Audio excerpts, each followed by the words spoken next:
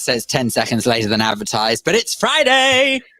But all over the world, people now be rechecking their chronometers going, our watch must be slow. And they must be thinking to themselves, I've just spent £87,000 on a Seiko Grand watch. Do you know that they can be up to, it's a Seiko, right? You know, on the watch. Anyone would just spend the one that time, just the one time. You don't need to play it twice. Just the once. I know, but it's so good they sung it twice, played it twice. Yeah. It's 80. You can pay up to 87 grand for a Seiko. Seriously, would you? Nah, I wouldn't. It's a beautiful watch, but I wouldn't do that. Well, I love watches. Watches is. I don't wear any jewelry, but I do like watches. I have to say. I love the way that you clarify that it's a beautiful watch. I'd be horrified if it was ugly. No, but there's a lot of watches. If you're into watches, you'll get it. That are very, very expensive, and to me are absolutely hideous. And if you gave them to me, I'd just go and sell them straight away. I'd never ever put it on my wrist. And you just look at it, you think, "Ooh, that's horrid." It's just flash, and you don't need 1,000 dial. I like simplicity. That's what I agree. like. Which is why you work with me. I said simple. I didn't say care in the community. Oh, right. Okay. Hey, we have got I'm Russ Kane. You probably worked that out, and that is I can't remember. And here's the thing: our show today is so packed. It's like the Northern Line at 8:30 coming in from Finchley Central. It's like that. I don't know. I haven't been on a train since February, and I'm really putting it on. Today. It's crazy busy today. Crazy busy today. And it's all very, very interesting. One of the interesting things about it, though, is although the station, it's funny how life pans out, because Howard and Penny started women's radio. A year later, Howard and I started men's radio, right? And we'll say good morning to everybody in just a sec. And the idea being, there won't be much of a crossover. And our guests are female. We have probably easily 50% female listeners, and I'd like to say viewers, which is fantastic. Absolutely fantastic. Way beyond our, wildest dreams. And so thank you so much. But it's just interesting. We love all and I've often played with the notion of changing the name to something more generic, but hey, it is what it is. That's kind of where we are. Let's say hello to Standby Phil. Crazy name, crazy gal, E Phantom. Okay, that'll do.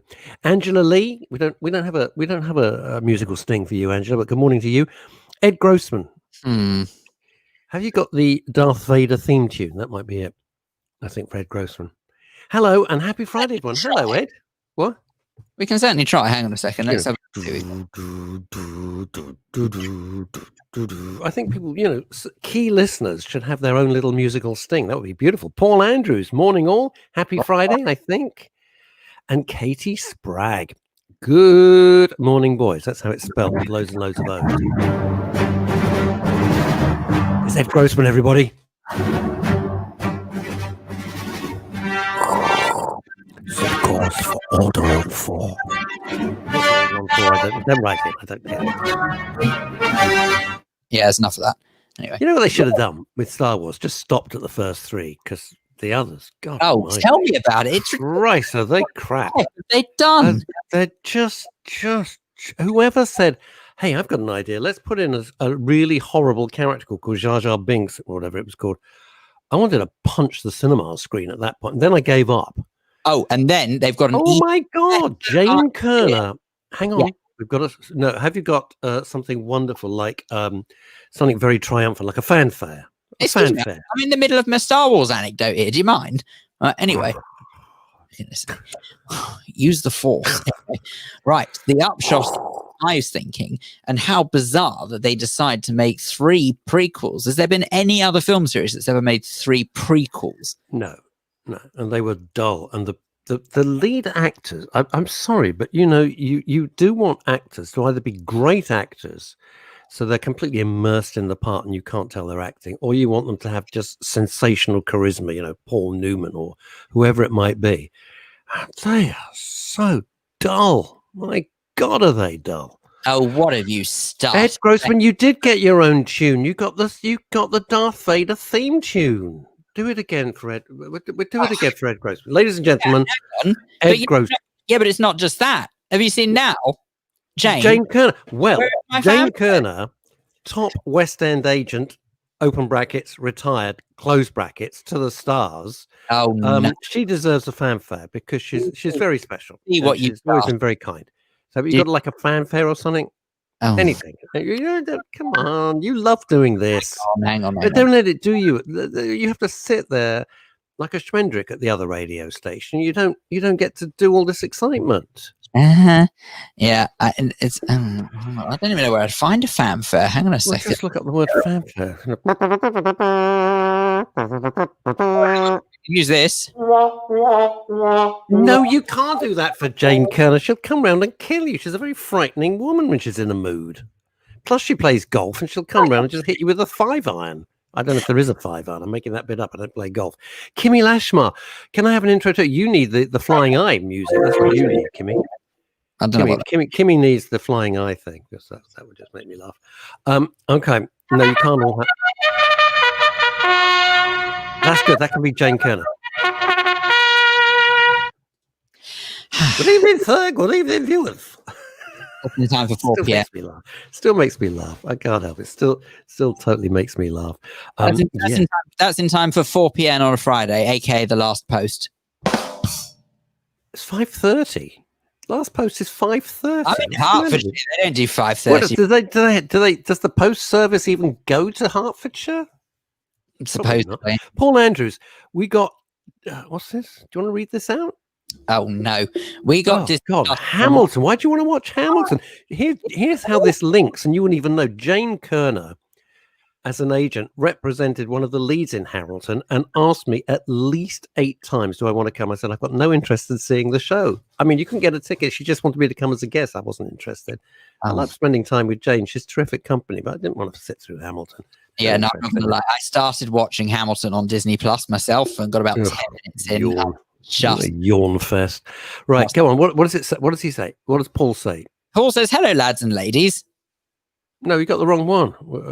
We got Disney. What are you looking at? Sorry, you mean Paul Andrews. Sorry. Yeah. Paul Andrews said, it's still early. Give me a chance. He says, Come on, it's not early for you. You've been up since 2:30. You got up, and you went to work, and I was still up. This is why this show is so chaotic. Quite. Paul Andrews says, we got Disney Plus for a month to watch Hamilton. I foolishly agreed with my wife to watch all the Star Wars movies. Oh, dear God. Order. All 11 of them. Let's just say it turns out I had missed nothing. Oh, my. Paul, I'm going to get you the direct number of Raymond Tooth, the most aggressive divorce lawyer in the United Kingdom. I know him through the cigar, where I buy my cigars. That is grounds for divorce. Your wife doesn't have a chance. How do you know he's the most aggressive? Oh, he is. Raymond Tooth. Wow. You want to get divorced? Get Raymond Tooth. Hey, and that's it. Perfect. She loved it. Jane's happy. Trust me, you want Jane Kerner happy. You don't want Jane Kerner pissed off. Paul Claridge. I had a lovely message from Paul, and Paul, you know where I'm sending nothing but from Phil and I and everybody at Men's Radio Station, nothing but fingers crossed. You know that. Hello, lads and ladies. Raymond Tooth may now have the middle name Long in there. Because Phil, don't mess with him. Don't. No, but don't really. Even I would go there. You don't want to mess with him. He should be chilling. I would rather listen to James O'Brien on LBC than listen to us or watch Star Wars. Look, I think I'd rather have wisdom tooth extraction without anaesthetic than listen to James O'Brien. What the hell? Now, Jane, excuse me. I resent that remark, right? Actually, maybe I resemble that remark, to be honest. Both you boys are idiots because Hamilton was a total original and the most wonderful night in the theatre. Well, she's right and she's wrong. She's right and she's wrong. Obviously, you and I are idiots. That's our raison d'etre, but not for that reason. It's for a million other reasons, Jane. A million other reasons. And no one here, everybody else I know who's tried to watch Hamilton when they watched it on TV, everyone loathed it. Oh, Ed Grossman's getting involved. You're lost. Francois, Phil, I like your hair. Mwah. Merci bien, mon ami. She's not Italian. You're We're doing this because we've got such a serious show coming up. You're hilarious. We've got to be on our best behaviour.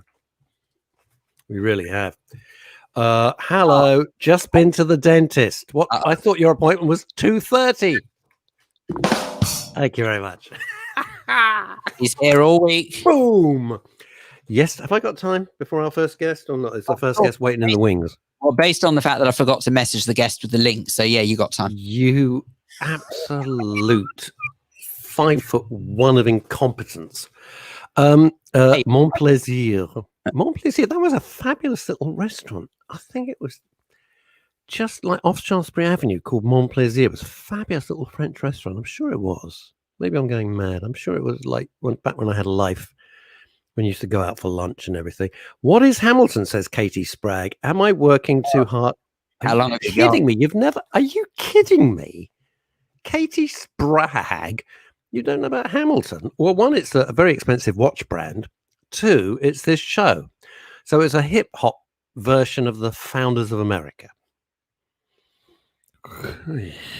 Anyway, that's kind of it. So it's won every award. And it's good. I don't know. Look, I'm sure Jane Jane likes it. I'm not going to argue with her. She knows this. Can I also point out as well, it may well be the case that I am just I go against the grain, because, as you may have gathered. No, you're kidding me? Because I was probably one of the only people I know who didn't understand Friends. I didn't understand the series Friends, why it was so good. I like the theme tune, but that was about it.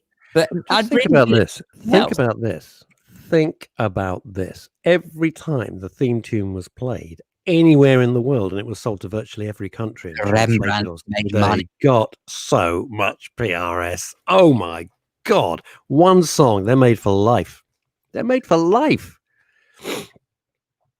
I was once at a charity cocktail party back in the day when we did such things, put on a suit and tie.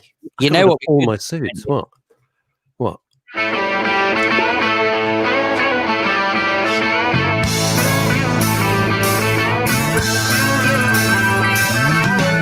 No one told you life was gonna be this way.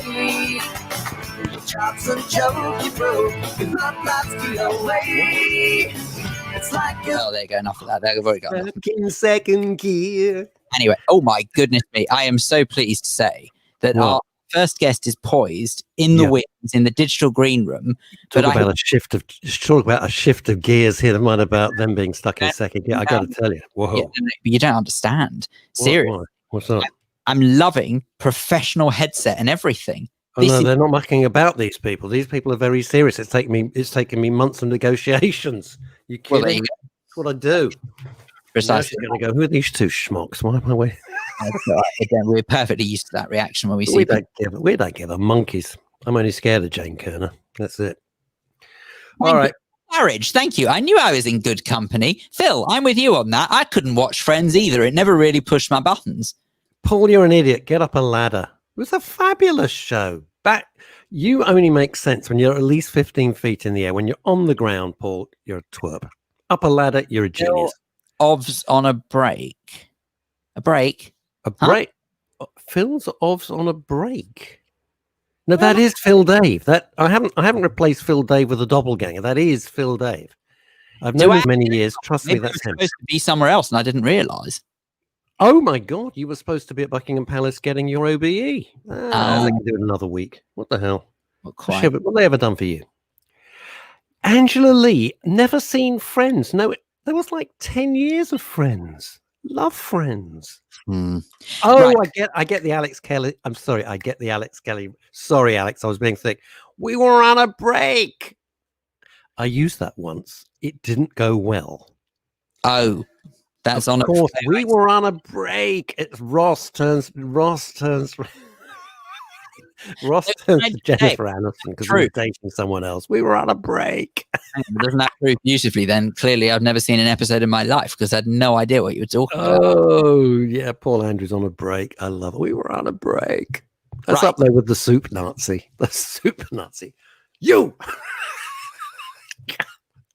I watched that last night. I watched that and a bit. I watched some Seinfeld, Curb Your Enthusiasm, and I watched the Soup Nazi thing. Right. I think Come on, let's get on with this, man. to buck up our ideas, because we did say it's a very busy show today. Yeah. For today, I mean, we are in the presence of greatness. You do know this, because Suzy Walker is our first. Please, don't feel like that. I like to think of you as a friend. Oh, Yes, quite. Suzy Walker, misunderstood. editor-in-chief of Psychologies Magazine. So Say that again. Editor-in-chief of Psychologies Magazine. Yeah, she's a big grand fromage. Most definitely. Okay. It's the #1 mindful living magazine in the UK, and we are incredibly privileged to have her join us right here, right now on Men's radio station on the Daily Show with Russ. We're going to see each other. We've had a lot of correspondence. So we welcome her out of the digital green room, and we say a very good morning to you, Suzy. She's not looking happy. Hello, Suzy. Can you hear us? Oh dear. Are you flying a plane? Can't hear me. Oh dear. Right. Oh my God! Look at all that. She's got £800,000 worth of equipment there on her head, and she can't hear us. It's a shame. It's very exciting. Where are you sitting? I love the background. Where's she sitting? I think she's flying a plane. Trying to sort out the technicals there. So hang on. Suzy, when she's not like top magazine editor in the country with Psychology, is an airline pilot. She could be, because she looks like she's like flying a Dreamliner there. Speedbird 777, vectoring 3290. Thank you, and have a good morning. Speedbird 777, entering your area. Permission to join short approach. Short approach on runway 27. Runway 27. Come on. We'll try and get back, but don't worry, she's there. So we've proven, proven that she is. She's in the vicinity, and she'll be with. Proven that my weeks of negotiations have worked out, even though we can't hear. Oh, crap. Right. Maya Riesel, for many years, the mere mention of Hamilton conjures him as a prominent Formula One racing driver, who's a twat, missed that bit out, who is swiftly rendering himself a major rival to... No, he's not. No, he's... you can say Schumacher, but don't you dare say Ayrton Senna. Never put the words Hamilton in the same sentence as Ayrton Senna. What's so funny? Is your reaction to I'm not a fan. I'm not a fan. Kidding. Keep politics out of sport. Oh. He's a spoiled brat. And of course he's a good driver. He's an excellent driver, but he's got the best car. He's always had the best car. It kind of helps, doesn't it? Paul Claridge, you're heading for a slap, Paul. Russ, you only made sense. You were hundreds of feet over looking over traffic jams. So there, if you want to exchange insults, I'm up for it. Bring it on. Your hats are stupid. Try and beat that. Yeah. Where's our guest? What's going on? Don't you think I'd tell you if the guest was here? No, I thought you'd keep it a secret because I've been building up to this for weeks. Lisa Jane, still not sleeping, Russ? No, still not. I've got something coming that's going to help me. And when I get it and we start trying it, I'm going to talk about it because it's a brand new show as well that we're doing on Men's radio station. I think a lot of you are going to find it's right out there. We are pushing, seriously, we're pushing the boundaries here. I can't wait to try this stuff. It's not that. It's not that. And I'm very excited about it. It might be arriving today, actually, with a bit of luck. And then we've got a whole new show coming to discuss a whole new area, which I think you're going to love. It's going to be very controversial. I don't think any other radio station's ever done it. Never been brave enough. But we've talked about it for a long time, and we've been planning it and putting it all together. Months of planning for this. So I'm really excited about this whole new show that we'll be doing. A whole new show. A whole new show. I was anticipating as such a you're not wrong. You're not wrong. Look, he's a good driver. He's very skilled. Of course he is. It just keep politics out of sport. People want to watch sport and just switch off. They want to enjoy the sport. That's the thing. Don't politicize every damn thing in the world. Go for the jugular, Paul. Just call him.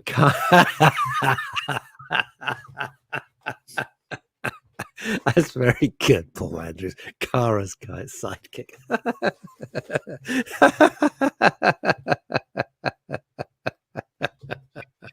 That's very That's very, very good. I like that. Oh gosh, Cara and I are still in touch nearly every day. She's lived in Los Angeles for over 20 years and looks tremendous and has a lovely LA lifestyle. Somebody made a mistake. Anyway, there we go. Right, there's not. It feels on the phone. So that's I want 6 dozen bagels. This is what he's saying. He pretends he's working. No, six bagels. Some of them with poppy seeds. You got none left? Well, I put my order in on Wednesday.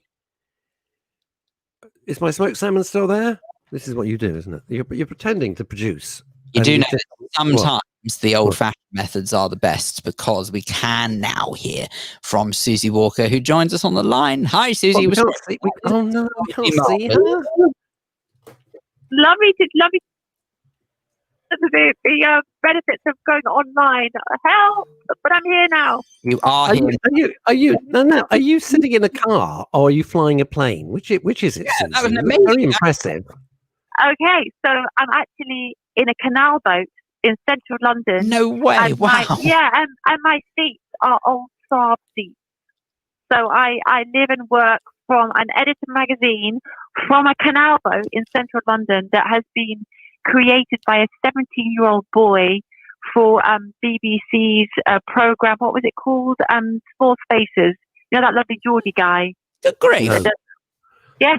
Wow. So, and I saw it and I said, oh my God, it was brilliant. So I just bought this canal boat and decided to live on the water about a year ago. Suzy, before we get into the main sandwich of our conversation, I have had a raging conversational row for 25 years with my family because I wanted to live on a canal boat and they all said, you're raving mad.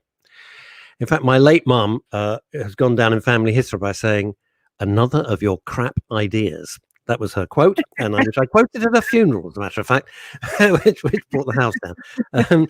But so this canal boat, I've got to ask you. I know that's not why you're here, but I love canal boats. I live 30 seconds from where loads and loads are moored up. Is it fun? Is it convenient? Is it cozy? What's it like? It's cozy. It's fun. It's brilliant. The only thing that no one told me about was emptying your own toilet. That's Oh no, you lost me straight away. Yeah, not great. So I didn't understand. When I got the boat, I didn't even know how to drive it or do anything with it. So I literally drove and then had to park it and moor it and all of this thing. And then the man said to me, "Oh, you need to empty your toilet." And I'm like, "Pardon? What do you mean?" And and he told me what I had to do. And I said, "Oh my God, I've changed my mind." And I literally, not to go into too much detail, but head to foot splattered. There was splashback. That's all I'm saying. Oh God, no. And then you thought, oh God, merciful heavens. But so that was just the hideousness of that bit. But apart from that, it's wonderful. You're with the nature. You're kind of tucked away. You've got freedom. You know, as long as you've got good Wi-Fi, I can sort of, work from anywhere. It's absolutely wonderful, apart from the toilet situation. Might I suggest that that's a little too much nature for my liking, but anyway, all the same, yes, it sounds idyllic, but possibly in reality, maybe hard work, should we suggest? Possibly, perhaps, maybe, I don't know. It's not hard work. No, it's definitely not hard work, but it's just, I think you've just got to, I think, in terms of, I'm dealing with psychology a lot of my job, so it's definitely looking at your own darkness once a week. But actually, you know what? You raise a really valid point there, Suzy, because of working in psychology and obviously with editing Psychologies Magazine. I should imagine that, honestly, if I'm going to be perfectly honest with you, as much as I love working on men's radio station, once in a while it can be quite harrowing because, wait a minute. because you deal with people who have gone through the most extraordinary circumstances that very openly, very candidly, and very kindly relay their story to Russ and I and to all the other presenters on the station. And it can sometimes get a bit overwhelming because you feel like you're reliving the moment that those guests are talking about. Is that very much the case for you, maybe, when you sort of see some stuff come into the magazine and when you have to edit it? Yeah, I mean, absolutely all the time. I mean, mostly it's inspiring, but when you're, for sure. I mean, I'm very empathic, and I'm sure that you, as to be journalists and to be interviewers, we generally have a lot of empathy for the people that we're talking to, and you're feeling that. And as you say, these extraordinary people that we interview who are inspiring. We had Katie Piper on our cover recently, who was the burns victim who was raped, and it was the story that she told us was so horrific and that so was the acid, wasn't it, Suzy? Yeah, the acid burns that she went through, and she is such an empowering and inspiring character. But it does stay with you, in good ways and bad. But I mean, my friends are so bored of it. My readers are so bored of it. It's like, you need to find places to process this. I'm such a great fan of therapy, coaching. And a lot of people say, well, I can't afford that. Well, journaling. I mean, to find all of these ways forward that you can support yourself so it doesn't become a crisis, a mental health crisis.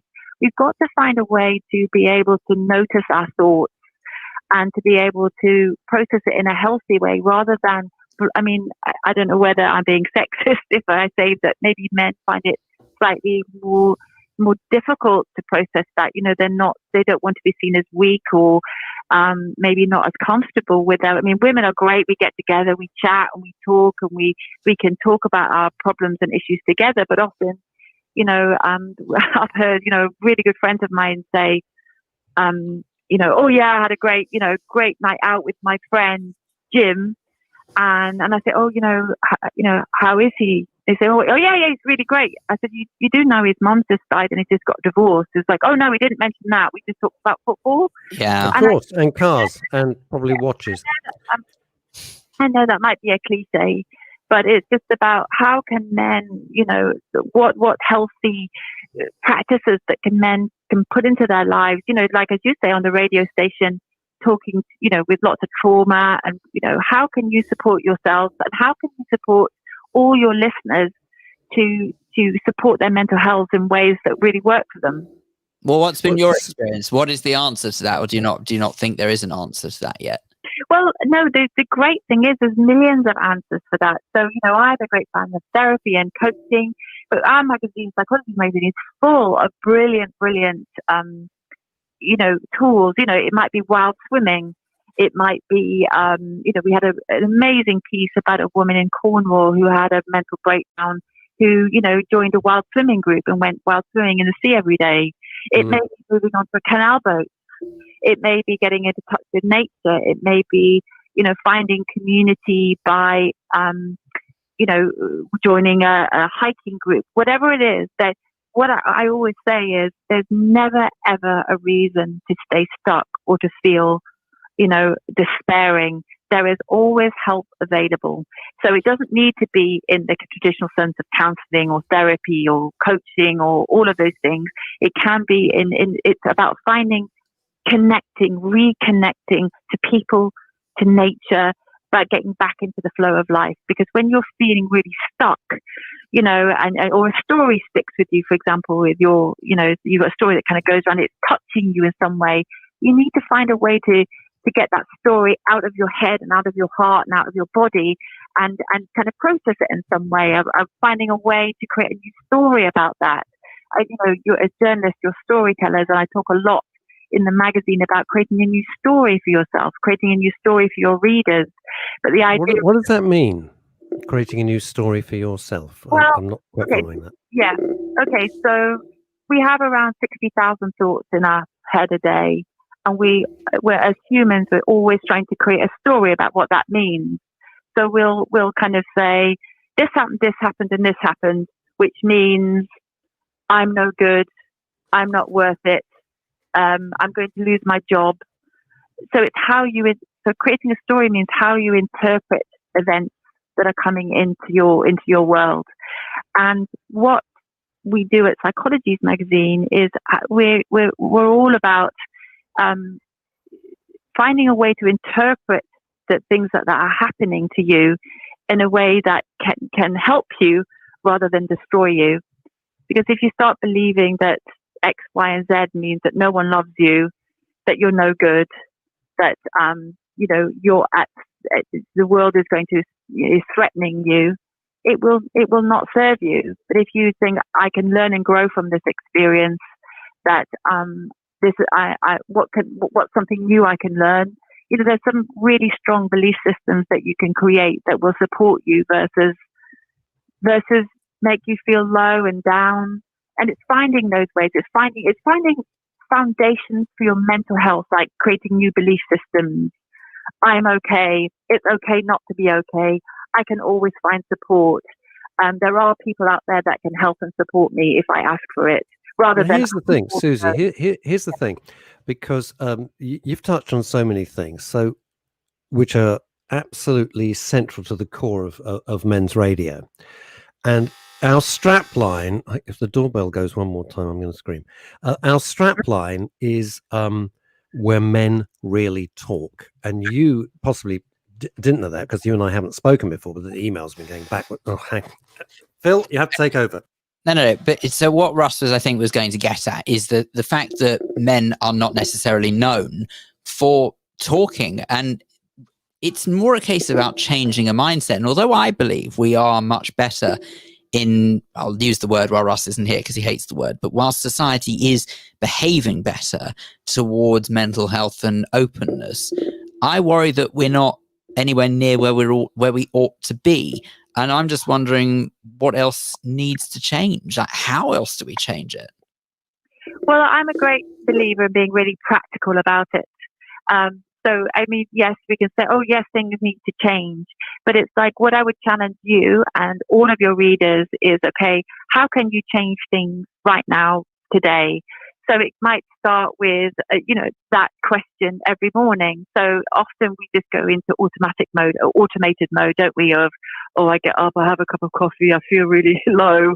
The thoughts go around. It's like, okay, I know it can be seen as slightly American, but what is a positive thought you can start the day with, or a question you can start the day of, how can I set my day up today to make myself feel good?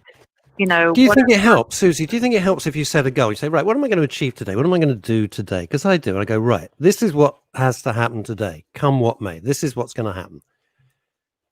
Okay, so that is a very, I think, a masculine way of feeling good, and it can really help, but also it can be a little bit dangerous, because if you don't achieve those things, then, and you can set yourself up to fail. You can set up these massive 5 things to do that you never. No. I always set my goal. I set my goal very realistically. I'm very careful with that.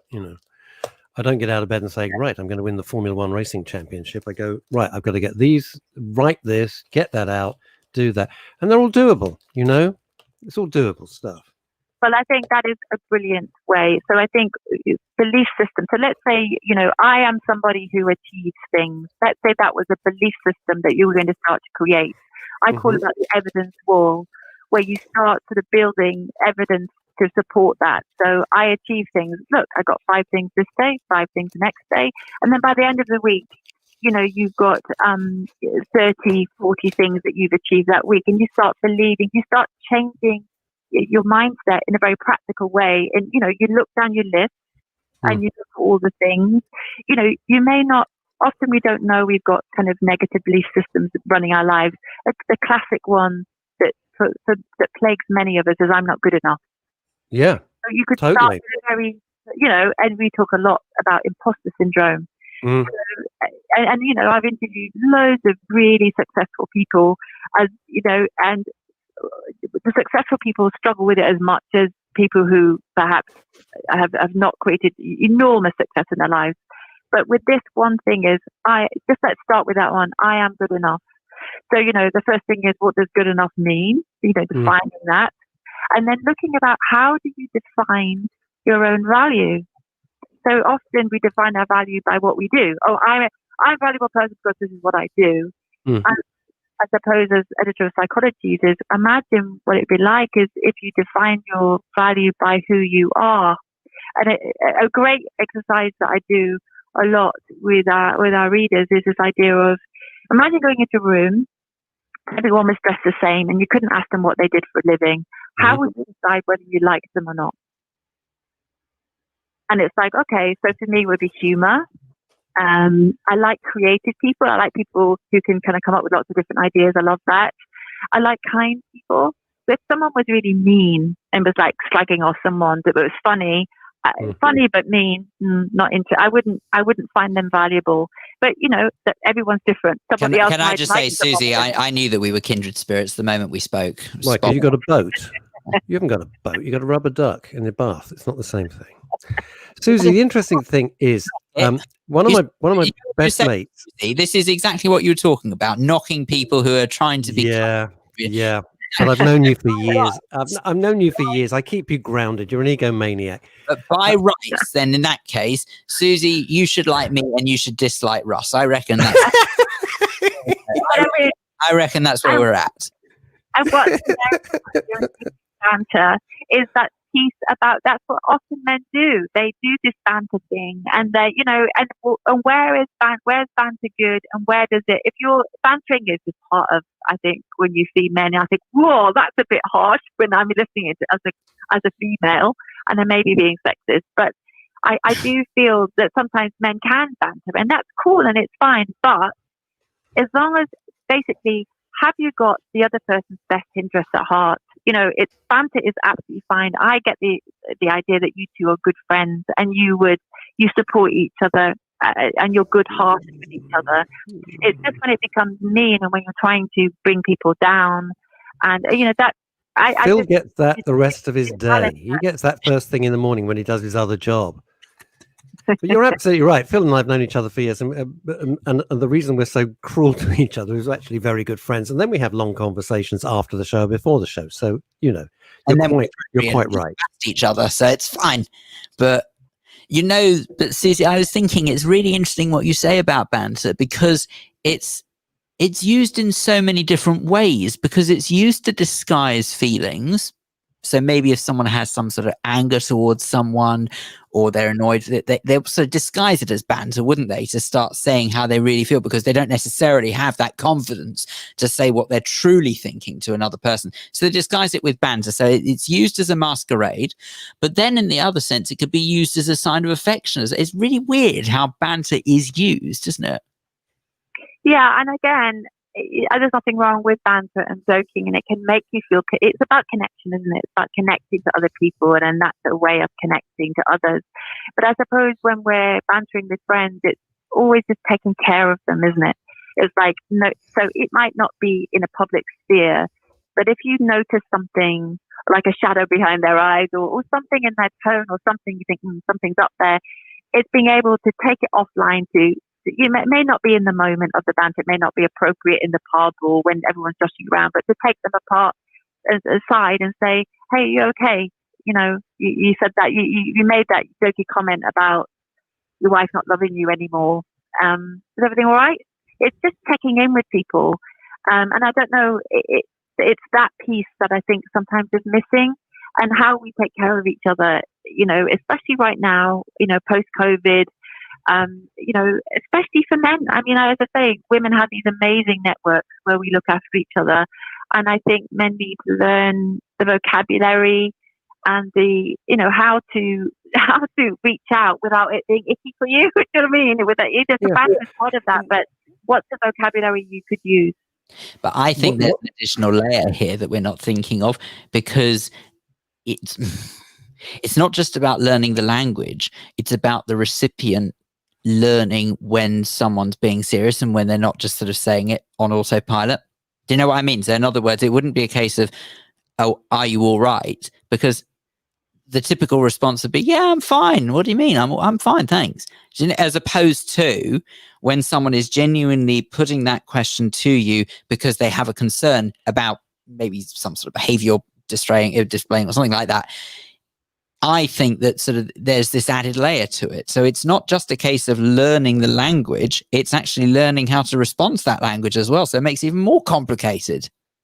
Well, I think it's learning how to be vulnerable and knowing that you're safe. That's such a much better way of putting it than it's kind of what I was guessing at. But yeah, I had I couldn't word it. But yes, you're absolutely right. It's learning to be in that position.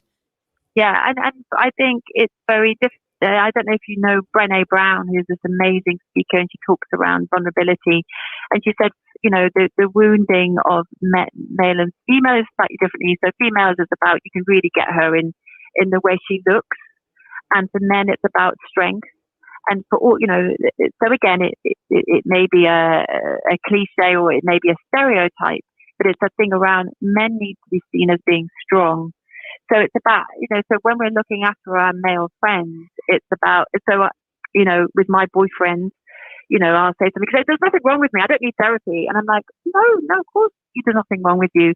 But therapy will help you figure out some stuff, that will help you. But his first reaction is, there's nothing wrong with me. I'm strong.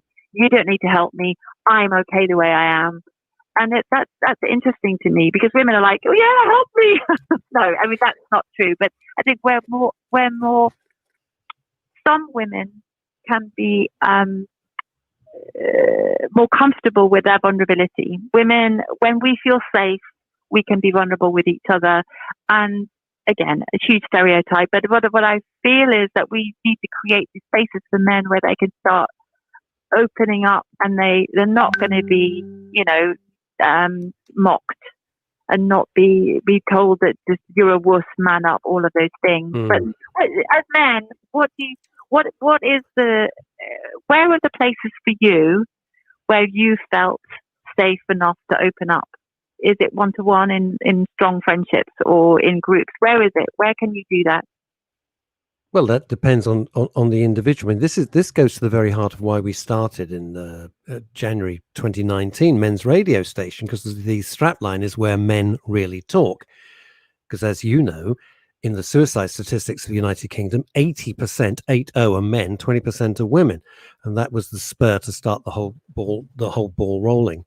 The answer to your question is, there's no answer to your question. It's wherever people feel comfortable, and they have to be very trusted. The guys are good; they're much better at talking than I think was cliched believed, but it's only with key people. It's not with the world, and it's not with the world and his wife. It is only with people that you absolutely trust, and I think that's the important thing. And trust is very, very important, and also not to bottle stuff up, because it's the bottling of the stuff up, and then somebody goes and kills themselves, and everyone says, "Oh, I didn't know. I had no idea." And considering this is Suicide Prevention Month, this is the tragedy, and everyone turns around, "Oh, I had no idea. It seemed all right to me." Well, they clearly weren't. So it's a double tragedy. It's a double tragedy. Suzy, I got a question. Well, I've got loads of questions, but you put everything in such a wonderfully articulate, erudite way. Thank goodness for that, because it works really well in an interview to have a question, It's not an interview, it's a conversation, Philip. It's a conversation. Yeah, As I pointed out to all of Suzy's handlers and her various team members. Now, Suzy, why is it that you touched upon something which has always fascinated me, which is imposter syndrome? For example, one of my best friends is a very, very successful film producer, produced some classic films, and we sit there, the two of us laughing, both of us expecting to get a tap on the shoulder and go, "The game's up. The game's up." Why is it? What is it that we beat ourselves up with this imposter syndrome? It fascinates me. Well, in a way, I think I'm the same. I sometimes think, oh my God, someone's going to catch me out soon. In my other job, I'm a coach, and as I say, I've coached really successful women, and every single one of them has imposter syndrome. So in a way, I would be more suspicious of somebody who hasn't got imposter syndrome, because in a way, let's just accept that it kind of, that kind of piece of not feeling good enough is it's just about slight confidence. But think about the opposite, is when someone's overconfident and hasn't got the skills. Ghastly. And we've all experienced that too, of the kind of the maybe the loud mouth, who's all mouth and no trousers, and doesn't deliver what they need to deliver. And I think imposter syndrome is about that kind of part of the inner critic that we all have, which is trying to encourage us to do our best job. Do you know what I mean? I mean, I encourage clients to look. There's an inner critic we have, and we have an inner coach. So I think it's much healthier, and the antidote for imposter syndrome is to take our inner critic and to transform that, what the inner critic is trying to do is trying to make us better, to create the best outcome, the best work that we possibly can. But if our inner critic is in charge of our thoughts, it's so painful and so awful and saying, oh, you're not good enough. It is. Do you know something? Sometimes, Suzy, I actually yell, well, I put it a bit more strongly, but let's clean it up. And I just yell, shut up. I just yell, shut up. Can I give you another tool to try with that? So sure. What our inner critic is it's fear. It's that scared part of ourselves. It's the scared. Let's say it's that scared inner child that we have. That like when we were growing up, that all the other kids laughed at us, or we made a fool of ourselves. So that part of us is just trying to keep us safe. So instead of shouting, shut up, just go, it's all right, honey. It's okay. I got this. Because it's the adult you. It's the adult part of you that's got it, that thing. But it's that young, scared, fear piece. And it's trying to talk to that part of you. Okay, I got this. So this is what I'm saying. If we can transform our inner critic into our inner coach. So let the inner coach lead. The kind of lead your life, which is, yep, we're really scared here. And to be honest, sometimes I haven't got the skills that I need to do. I'm supposed to be doing some big digital stuff recently. I'm thinking, I really don't know what I'm doing because I really don't. But that is and therefore it's a kind of, okay, well, I need to bring this person along. I need to talk to that person. So it's a good. I need to go and get more skills. I need to learn something, become more competent in an area.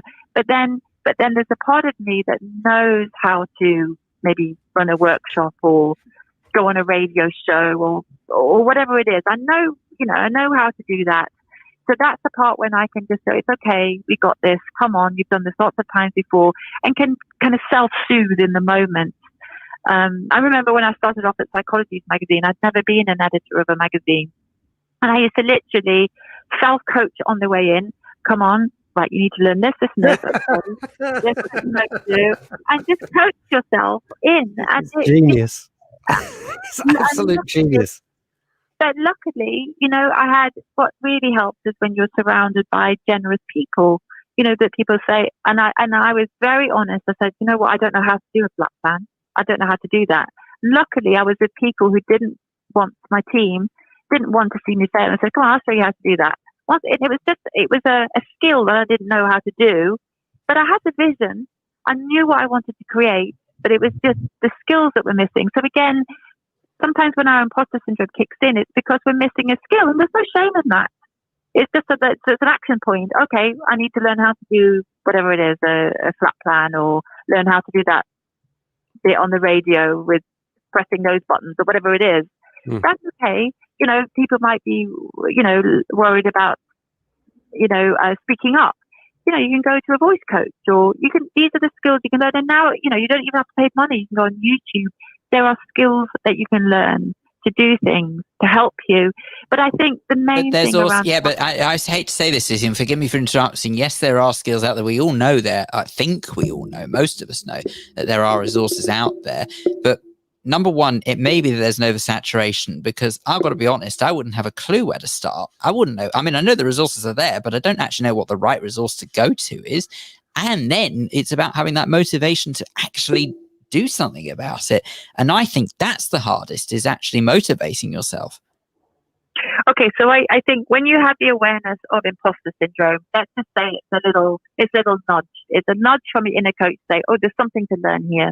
So that's the first thing is, when you feel imposter syndrome, rather than running away from it or thinking, oh, I feel really terrible here, you think, okay, first of all, that's my little nudge. Then you go, okay, I don't know what resources to do.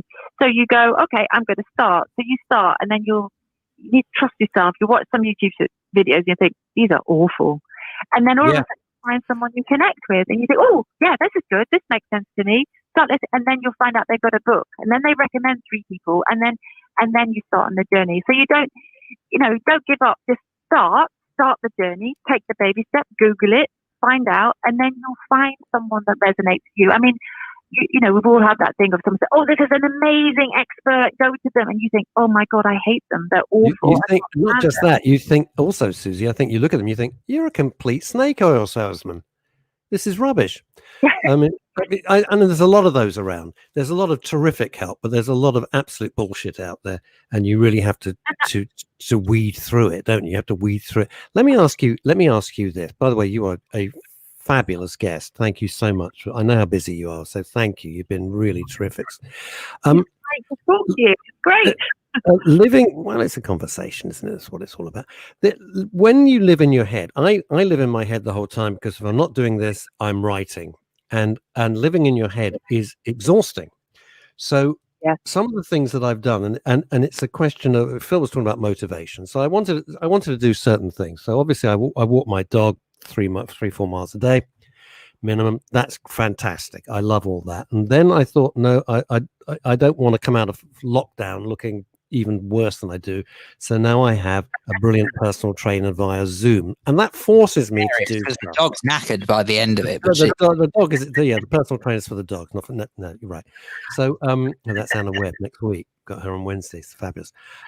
So it's things that you have to push yourself a little bit and force yourself to do stuff. But it's how important is physical exercise and stuff like that? You'd never thought this was me saying it, but so you don't live in your head your whole time, that you can do other stuff.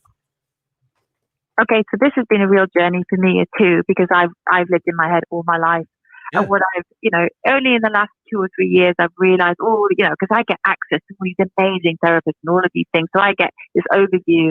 And I honestly believe that getting out of our head and into our bodies is one of the most important things that we can do for our mental health. Yep. So getting physical every day, and also so I interviewed this amazing woman yesterday, Sabine Savage, who has been given a diagnosis of terminal cancer the last 6 years. But she has used this opportunity as a wake-up call to sort of talk to people about a wake-up, you call it life shock.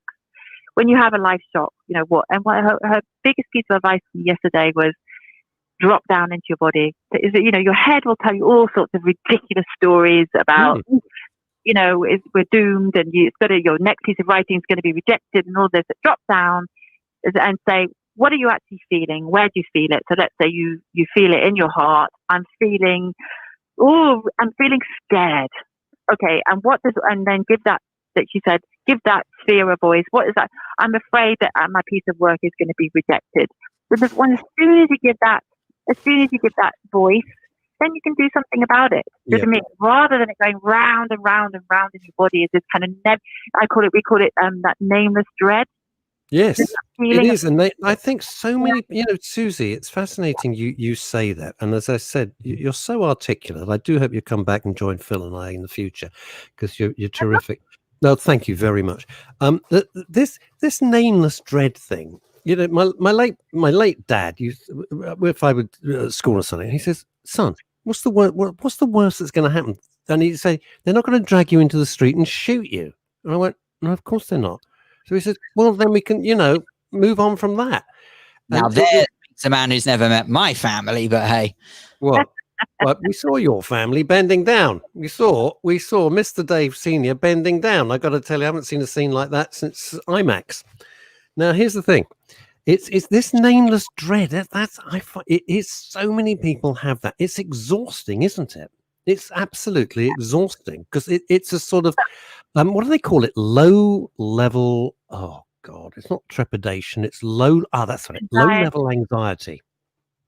Or feeling low, just feeling low. And so it's great. I mean, not the great thing, but once you realize it's not just you, first of all, we all get it. It's like, I've got nameless dread. Hang on. What is this about?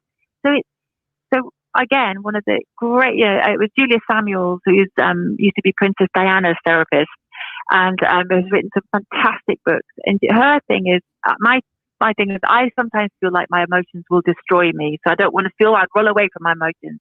And she said, no. Your emotions are your friends, and they're going to tell you, they're going to tell you things. So you've got to, so when you're feeling that nameless dread, see if you can have a conversation with them. So like, what is going on here? So rather than trying to run away from them or numb them, which many of us do with busyness or alcohol or drugs or whatever your flavor of thing is, you think, okay, well, so what is this nameless dread about? It could be, thing is, you're going to be really brave, because the answers might be quite scary. It can be. I'm bored of my job. I'm bored of my relationship. I'm feeling restless and I want to change something. Yep. I'm scared. I don't feel good enough. But as soon as you name it, then you can start working with that. You can start looking at that. You can start writing about it, or you can start thinking, okay, well, what am I going to do about that? You know, rather than just sitting there. You know, sometimes, you know, you can feel lonely in a relationship. You know, the summer or the lockdown, you know, so many of my friends have talked about their close relationships where they've said, I felt more lonely in lockdown being with my partner than I have when I've been going to work. And I said, well, this is an opportunity. It's not something to run away from. It's an opportunity to do something about it, to turn towards each other and try and find a way through, to reconnect, to have those honest conversations and start to do something about it. So I've got feeling, I've got name and thread. Okay, well, what's that about? Well, what is it? Is it around? Is it about work? Yes, it is. Is it about relationships? Is it about that you don't feel fulfilled? Well, where's that going? I lost my dog in January, and my dog was such a big part of my life. Oh my God! And when I'm feeling that, so for me, this in lockdown, I've been feeling this really low, and then I don't even know how you've got through. I got to tell Suzy, I've got to tell you something. Phil's got 2 dogs, and I've got my dog, who is my best friend and my constant companion, and no more ever than about 4 feet away from me at any one time. Yeah. And I don't know where I'd be during this lockdown without my dog. I know so many people who feel like that. I know if you don't have a dog, you think you've gone nuts. No. And you know what was really interesting is that during my lockdown, I stayed with a relative, so I was away from my dogs, and that was it was actually the most excruciating bit. Yeah. Is I couldn't bear it. So absolutely. Do you know what? Suzy, this is ridiculous to say this because it's probably the fastest 45 minutes I've ever known. But I know that we had a few technical glitches at the beginning, which is why it's probably a bit quicker. However, we are sort of out of time, and I'm very aware that we've got to get one question in, Phil. We've got to get one question in. Thank you for joining us. But women, this fabulous conference that Men's Radio is the media partners for, do you want to just very quickly tell us a bit about the conference? So I'm going to be appearing alongside amazing guest speakers, Ruby Wax, Karen Brady, June Sapong. Farah, June Sapong. Oh my God, amazing. At Women in Business Expo, October the 14th to 15th, 2020. It's all online. It says Women in Business, but my God, it's so relevant to anybody who wants to kind of super boost their careers or find new ways. I'm doing a whole piece about create the career that you really want and finding a really fulfilling career. I know Ruby's doing some great stuff around mental health. Caprice has such an amazing inspirational story, and June Sapong, she has got some really incredible things to say about how to navigate a career, you know, in the entertainment business. So I think I just want to ask June Sapong, what's it like working with Jesse Ventura? I used to love that show. May I also suggest as well that June Sapong has been very open and honest in the past about some of her trials and tribulations, and frankly, I mean, even if you think that she sort of had it easy, my God, what I used to know her back in the day. I used to know her back in the early 2000s, and she is late 90s person. Oh my goodness, she's actually sort of almost sickeningly nice. June, cheers. Sacred. Right, Suzy Walker, bless you. We will be speaking again, I have no doubt. I know you're busier than God, so thank you for finding the time. Where do people go for more information about the magazine? Psychologies.co.uk for Psychologies, Women in Business. So it's WIB Expo South.co.uk for the Women in Business Expo. And we'll all be there virtually. So do come and join us, come and meet us there. That would be lovely. Suzy Walker, editor-in-chief at Psychologies Magazine and #1, I should and Barge Dweller. And Barge Dweller. Mindful Living Magazine in the UK. Thank you so much for speaking to us on Men's Radio Station today. Wow, that was just wow. What can I say? It's great, isn't it? Great. She was great. This has taken me like forever to put all this, but you never know how it's going to go. You know, you live in hope, and Yeah, it was good. Ken Elm-Janoy, getting on my nerves now. Psychologically speaking, I've never felt better. Just bought myself a new white Mini Cooper this morning. Best day for me since the arrival of the plague. Fabulous. Hang on, they're not available in white. God knows. If Ken Elm-Janoy says he's bought a Mini Cooper in white, he's bought a Mini Cooper in white. Why is he lying? But that's You're jealous. You're jealous because you don't like the colour of your Mini. I love the colour of my Mini. I just didn't know it was available in white. Well, why didn't you do a bit of research before you bought a new car, you schmuck? I did do research. You clearly didn't. You'd have known it came in white. For heaven's sakes. Anyway, right. Move on, for goodness sake. No. Ed Grossman, I envy your optimism. Towards what? Having a Mini Cooper? What about what? I wonder what... okay. I wonder what Ed, optimistic about what? What are we optimistic about? All sorts of stuff. I don't know. You got to be optimistic. By the way, something I wanted to add, Phil. We're saying that towards Suzy because Suzy was a very optimistic person. Yeah. Well, I think she's realistic. I think what she said was sound and was practical advice.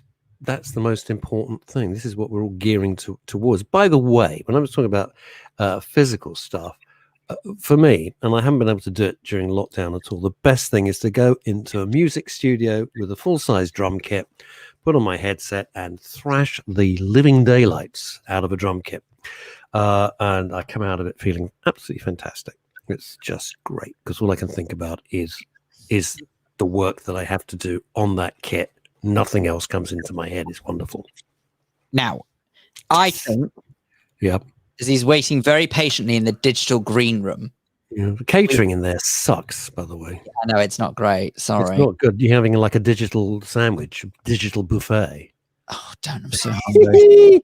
For a change, I'm really peckish. But anyway. You're not. No, this isn't the time for you to start talking about your food. Oh, no. 2 hours before I can eat. Oy, oy. I might have to get some soup. Anyway, speaking You're not sitting during the show slurping soup. Even I will not allow that. All right, get to do what you want. Fascinating to see how he's going to stop me, though. But anyway, joining us. Hashtag just saying. Joining us. I'm very it's someone who actually is no stranger to this program because he frequently comments along, and we're very pleased with that. But he's actually joining us in digital person, perhaps, maybe, somehow. Martin, give us a thumbs up if you can hear us, by the way, because we've had problem with sound today. So, Martin, can you give us a thumbs up? Can you hear us? I'm very worried I'm not getting thumbs up. So, I do not know what is going on today. Well, we can fill in time. I wonder what's in my little box. Hey, everybody, what's in my... I saw something so disturbing yesterday. I put it on Facebook while Phil's sorting this out. This freaked me out. Right? It was not. I love old adverts. Love old adverts. Right? One of my best friends, Larry Viner, his whole career is collecting, collating, and then reselling old adverts. It's brilliant. You can ask for anything. Anyway, this was an old advert for a Hoover, and there's a guy wearing a polo neck sweater standing next to a Hoover. All this, and the Hoover's about 3 and 6 or something. And at the bottom 1/3 of this advert, which obviously went into a newspaper, it's all black and white. And it goes, you ready, Phil? Win a night out with Jimmy Savile. I looked at this and you think, Jesus Christ. Is that like a second only to win 2 nights with Gary Glitter? There's win a night out with Jimmy Savile. And I looked at this advert and I thought, oh my God. That's all I could write on Facebook. I just put, oh my God. I couldn't think of anything else to write. It absolutely floored me. You forget how, the passing of time and the coming out of the truth about people just changes everything, doesn't it? Ed Grossman, got your point. Lashing out loads of money right now and it's all petrol. Yeah, but it makes Ken Elm happy. He's got a brand new car. He's in a great mood, and good for him. So you wouldn't get one of those. What? You've got a Mini. You love Minis. Minis are your life. You adore Minis. No, I'm in a great mood. You're always in a pretty good mood.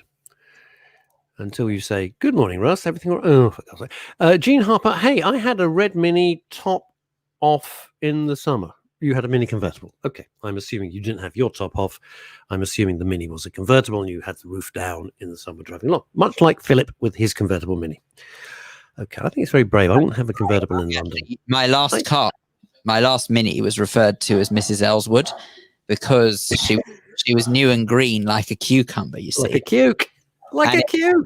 Tell you, it made for some very interesting conversations when it was nice enough weather to put the roof down. I was like, oh, look, Mrs. Ellswood's got a top off again. I'm just getting into Mrs. Ellswood. Well, quite. Do you think Mrs. Ellswood could take 4?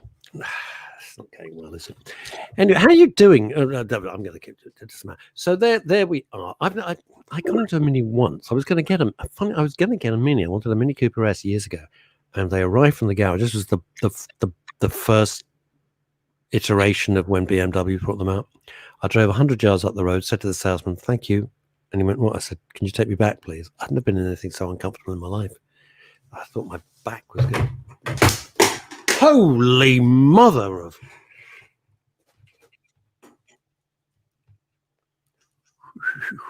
Oh, dear.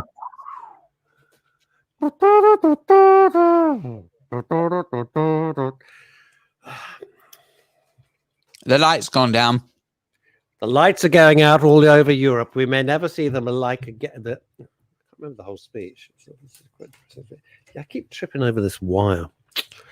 That's the thing. Obviously, now Mallorca is not playing ball. I can take that with Martin Bell.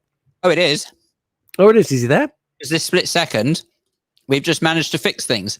Martin, hello.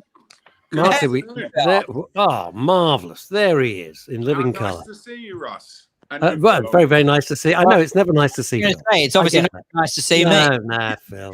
That's because you're eating, and Martin is a man of style and caliber. He's going, how can a top journalist, top broadcaster sit there stuffing his face in a top interview? He does come from Hertfordshire, which I favour greatly. Whereabouts in Hertfordshire, Phil? Bushy. Oh, I still have a home in Bushy. There you go. I still maintain an apartment in Bournehall Road. Get out of it. Of course, Phil, the good thing that you're living in Bushy, it's not far to go when you die. Around the corner. Oh, brilliant. No, because my son is really based more in Los Angeles as one of Britain's leading rap stars. When he's in the UK, he needs a base. So hang on, whoa. Back it up, Martin Bell. I know. Who is your son? What does he do? Is it Eminem? His name is Danny Seth. He's a rap star. He's really doing incredibly well. He has his first gold disc, platinum disc. Good God. Working with a guy called G. Totally don't recommend the music at all, but you know what? Follow his dream. It's making him money. What do you care? You don't have to listen to it. You can just go, oh, son, that's great. And then as soon as he goes out the room, go. To Mallorca. You're joining us. He's got a platinum disc. Quite a nice sunny day. And it's nice that I've just taken a gap from work. I normally try and take Fridays off to catch up with paperwork. It was really good listening to Suzy. I mean, that was very, very informative. Oh, wasn't she terrific? It's great. We're going through a very strange period this weekend. There is a lot of feeling people are not allowed to be in control of anything anymore, and that we're being very heavily policed and governed to the point that they are now saying we're not going back into lockdown yet. However, they're looking at certain areas on the island to create curfews from the evenings, which is worrying for a lot of people. Personally, I don't think it's a worrying thing. You know, on the island, we've dealt incredibly well with the virus. The biggest problems with the virus have been the anxiety, the stress, the phobias. That's causing more problems. Which I've worried about from day one. Pretty visible if you look at Open Minds, our mental health awareness group, which you now have lots of followers because of our group, and they're all delighted to be there with you guys. And we admire what you're doing. It's a fantastic thing, and just look forward to it every week, to be honest. Oh, bless you. Thank you very, very much. I've got to ask, apropos of nothing, let me just ask this, Martin. I don't think Martin can hear us. in my podcast. They're all positives. I teach people how to take the negatives and turn them into positives. You know, there's always something positive to take out of a negative. It's been a big job here, Frank, coaching people to go back out in the street again and to let their immune system start to build up. So, yeah, it's difficult times everywhere, as I'm sure it is in the UK. It sucks. How long have you been in Mallorca, Martin? I've been here permanently now for, I think it was 1900 and frozen to death, which is about 12 years ago.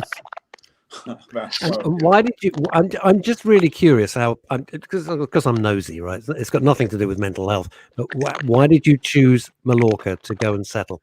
I think New York probably chose me. I came here hundreds of years ago with my grandparents. I came here with, you'll know them, Uncle Charles and Auntie Rhoda. I came here. Excuse me, Uncle Charles and Auntie Rhoda? Yes. My uncle? Your uncle? Yes. Yes. Yes. My Jesus. Dragged them to Mallorca one year. Oh my Obviously God, my dad's brother. Hang on a second. Hang on. I'm freaking out here. Hang on. Can we establish this right now? I'm Excuse me. freaking out. That's my dad's brother. Uncle Charles and Auntie Rhoda. My God, if my cousin Francie is watching this, she'd be going crazy. Frank and June, Yeah, my mum and dad. Glamorous mum so well. So very Oh, blimey, I'm getting a bit emotional. right. See, I'm not It's not often you get a guest come on the show and they know your late parents. God almighty. Russ, was it K4? Was that the registration? What was that? K4, yeah. It was K4. It's a long story. I'm not going. Yeah, it was K4. I don't know how you can remember that. Jeez. I might go get a sandwich at this stage. I'll leave you to Phil, can you imagine how weird this is for me? No, but This is so weird. Wait, do you two, you don't know each other from growing up then? Well, not really. No, I mean, I think my parents knew Frank and June more than I knew. yeah, I think your mum and dad knew. Oh God, this is so weird. It's like a wedding. Your mum and dad knew my mum and dad. Really sorry, because we really want to hear this, but Martin, I've got to tell you, there's this. I'm not sure whether or not there's sort of intentional fiddling going on with the phone you're on, but it's making quite a crackling noise. So in an ideal world, we want to try and put it in the same place, if that's all right. It is quite crackly. Can you hear me now? So Yeah, every time the phone moves, it crackles. it's the moving of the phone in particular that seems to do the trick. No, I'm never sitting next to you in the cinema. It drives me You mad. might be holding it quite near the microphone. No, not really. Is that better? Try now. Oh, yes. Yeah. No. Sorry, that were crackling. Anyway. All right. Hey, well, look, we're holding together with a bit of sellotape, and other sticky tapes are available, I'm sure. Okay. Well, we do this next week. Hopefully, my laptop will be back from Apple. So Yes, well, that'll be even better. Right, so you went to Mallorca, and tell me something, because this is good for people's mental health, and I've been thinking about emigrating myself, to be honest with you, somewhere sort of sunnier. Has it improved your life, Martin? I'll repeat that slowly. Has being somewhere else, not in the UK, somewhere that's sunnier and a bit more relaxed, has that improved your life overall? Do you mean has it changed me? No, well, has it changed you for the better? Do you feel more relaxed? Do you feel mentally more at ease? Coming here was, at that stage, the kids were grown up. Danny had gone off to university, and to be honest, I was vegging a little bit. Nobody was sort of wanted to be as active as I like to be with tennis and golf and the bike and cycling and things. So this was a really good option because I had an apartment here anyway. Right. And I don't know. I just, it's lovely to wake up every day to the sunshine, 300 and something days a year. However low or you could be feeling, this is a great plus. What hasn't been a plus is in the lockdown.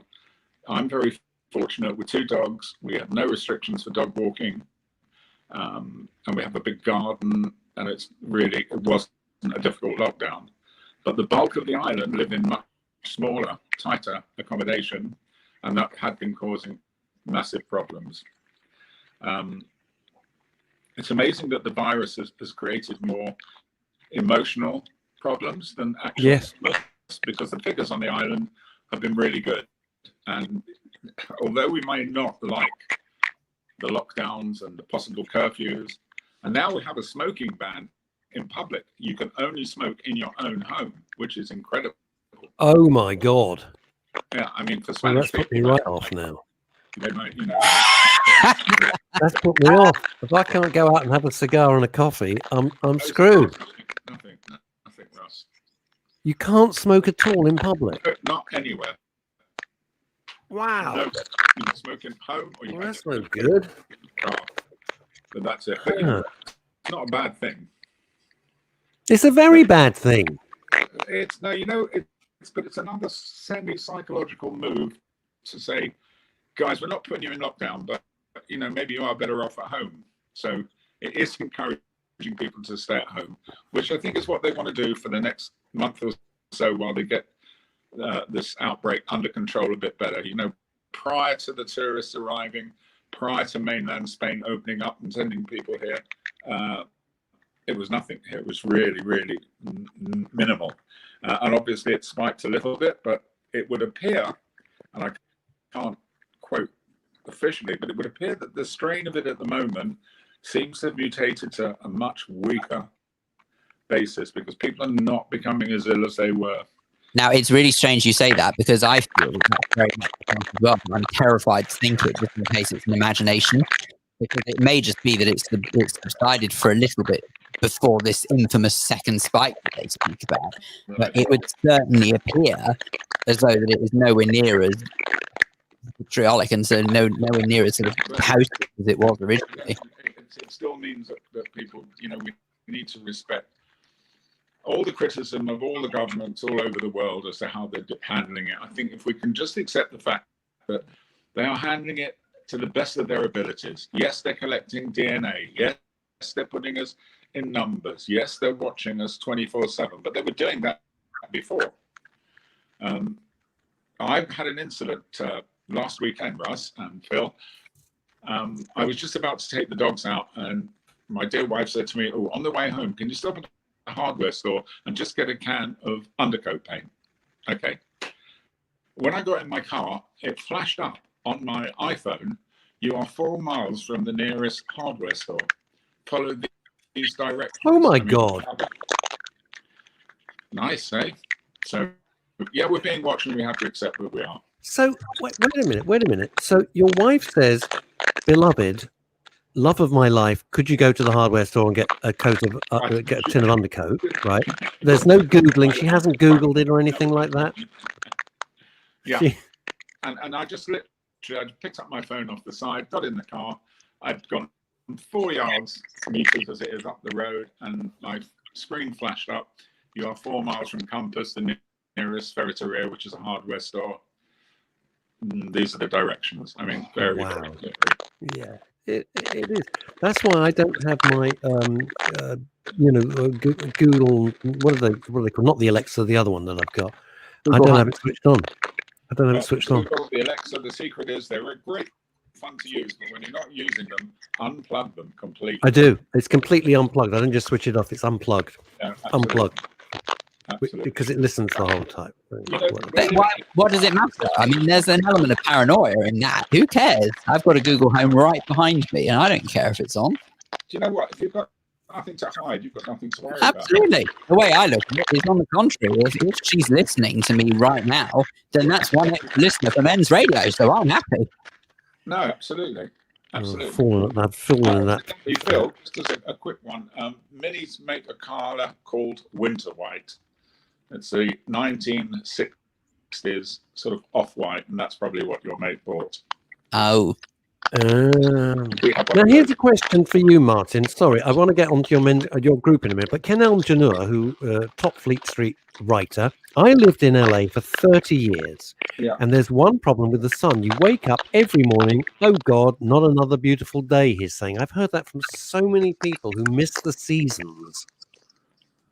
I have to say, and honestly, I don't miss the seasons because I am a frequent visitor to the UK to see the kids, and obviously to Tottenham Hotspur because that's really where my home is. But that's mainly in the winter. I maintain my season ticket there, much to my grandchildren's delight, because they can use it when I'm not there. And also I have to visit the delis, as I'm sure you'll understand. There are certain delis. You are talking to the prince of all delis, Mr. Phil Dave. What he doesn't know about delis is not really worth even bothering with.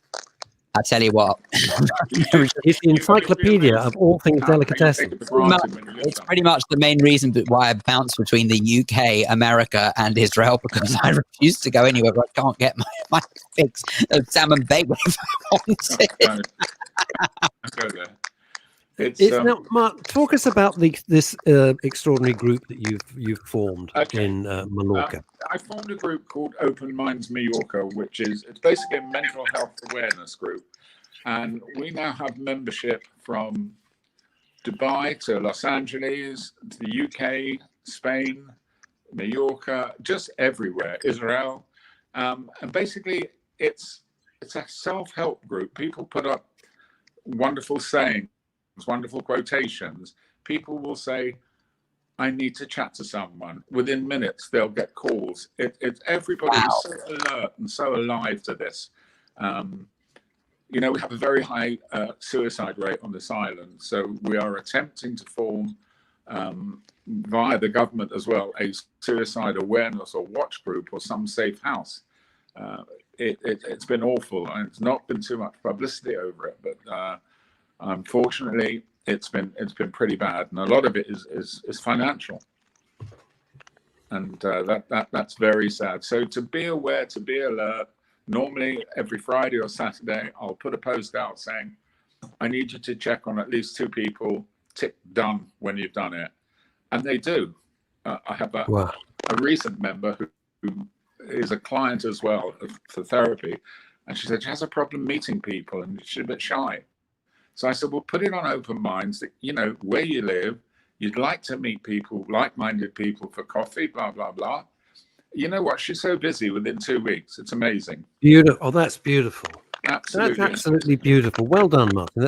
That is terrific. Just to tell you, so to blow your trumpet, we have now, because I've been posting non-stop about your wonderful radio station, you have got plenty of listeners this morning that are listening in from Mallorca.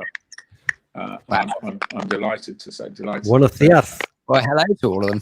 What I would love to do with you is, if you'd have me on again, is to talk about a particular subject. Let's talk about something on this anxiety and how to deal with it and how to take positives, because I'm teaching that all day and every day. And there are some very simple, easy fixes that one can do. The worst thing you can do, though, is to say, oh, we're all in the same boat, because everybody's situation is different. Yes, they may all be in lockdown. Yes, they may be financially in trouble, but nobody is in the same. And you know what it's like? If you say to somebody, hi, how you doing? And they go, well, you know what, not so good. After a couple of weeks, you stop asking. So to reverse those negatives and make them into positive, I get people making lists. I get people like back at school, I send them, give me an exercise book. Put positives down one page, put negatives down the other, and let's knock them out and counterbalance them.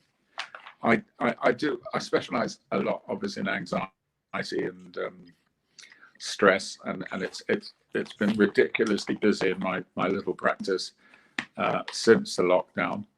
I work mainly for charity. The idea of me going back to work or doing this is that I work with people who can't afford to go and get help. So all they have to do is phone up, make an appointment, come and see me. And even if they put €5 in the charity box, that's more than enough. Because I do have paying clients that just about cover my rent, cover my supervision costs. Supervision, incidentally, is the law in the UK. If you are a practicing therapist, you have to be in some sort of therapy yourself. So I report to a higher level. And that basically is the way I can unload everything and move it on and check if I'm doing it the right way or not. So So it's sadly very busy at the moment. But I've got Now, Martin, one of the things that Phil and I have been discussing for months, and it was Phil, to his credit, who highlighted that this was going to be the way forward. And I think we're talking March at this point. That the side effects of this pandemic, not the medical effects, but the mental effects, are almost they're equal, in as much as you're talking about the anxiety. Suzy was talking about the levels of anxiety are going through the roof. Anxiety and depression as a direct result of this. Well, I think you'll find that there is more illness and more sickness created through this pandemic, not from the virus. If you take it a stage further about people who aren't able to keep hospital appointments because of hospitals being over busy. Oh, don't even get me started on that, please. No, absolutely. You won't shut me up if you start ranting on that one. Phil, we have the same here. It's exactly the same here. So we do have people who unfortunately are dying because they're not able to get the right help. And one of the things they said right towards the start of all of this, Professor Chris Whitty, one of the first things he said is that we've got to make sure that there are not more people who die indirectly from COVID. What do we mean by indirectly? I remember his wording. What do we mean by indirectly? We mean those who require ongoing medical treatments who cannot get to hospitals because of it being locked down. Those who are so affected by the pandemic that they potentially just lose the will to live. All of these different things that he was saying that must not happen. And it's, frankly, it looks like it's exactly what's happened. Absolutely right. Absolutely right. But, it's people like your station and people like Open Minds that can help on this thing, because just the mental support alone is so important at this stage. It's our motto is, you're never alone. Make sure you're not alone. If you're not feeling well, if you are feeling bad, call someone. We'll get you to a hospital or a doctor or whatever. Do not suffer in silence. I mean, in fairness, I believe in emergencies now, they are definitely taking people in and treating them. I've had quite a few instances of that.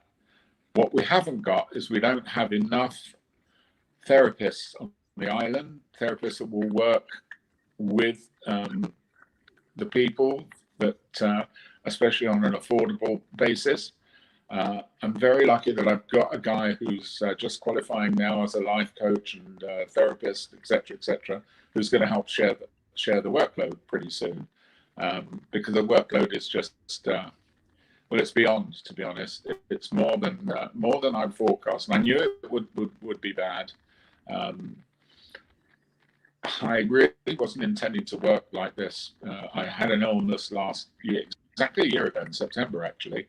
But thank God I got through that, out of hospital, walked again, did everything, back to sport, etc. So I suppose, that was telling me something, that I still had more to do. And it's just, we're brought up in a society now where you haven't got time for anybody else. And that's everywhere. That's UK, that's here. Nobody else really matters. It's very, very, very strange. We can all talk about in the old days when, front doors were open, kids were safe, etc. That's not the real world. The real world is now kids aren't safe. The real world is we're going to have to wear masks for a period of time. But I keep telling everybody, ask yourself, whose benefit is it for? Why are they doing all this? Yes, it does sound a little bit controlling, and because we live in a very democratic, free speech society, yeah, it does feel a bit uncomfortable.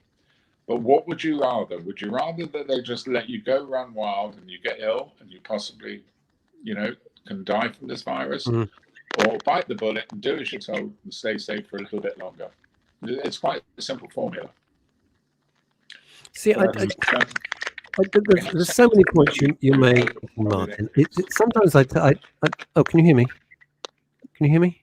Yeah. I've just got There's so many points. Like when you and I were kids growing up, outside the first of the supermarkets, which was, I think, McFisheries, which eventually morphed into Tesco's, but none of those things existed at the time. So McFisheries was kind of like the first one.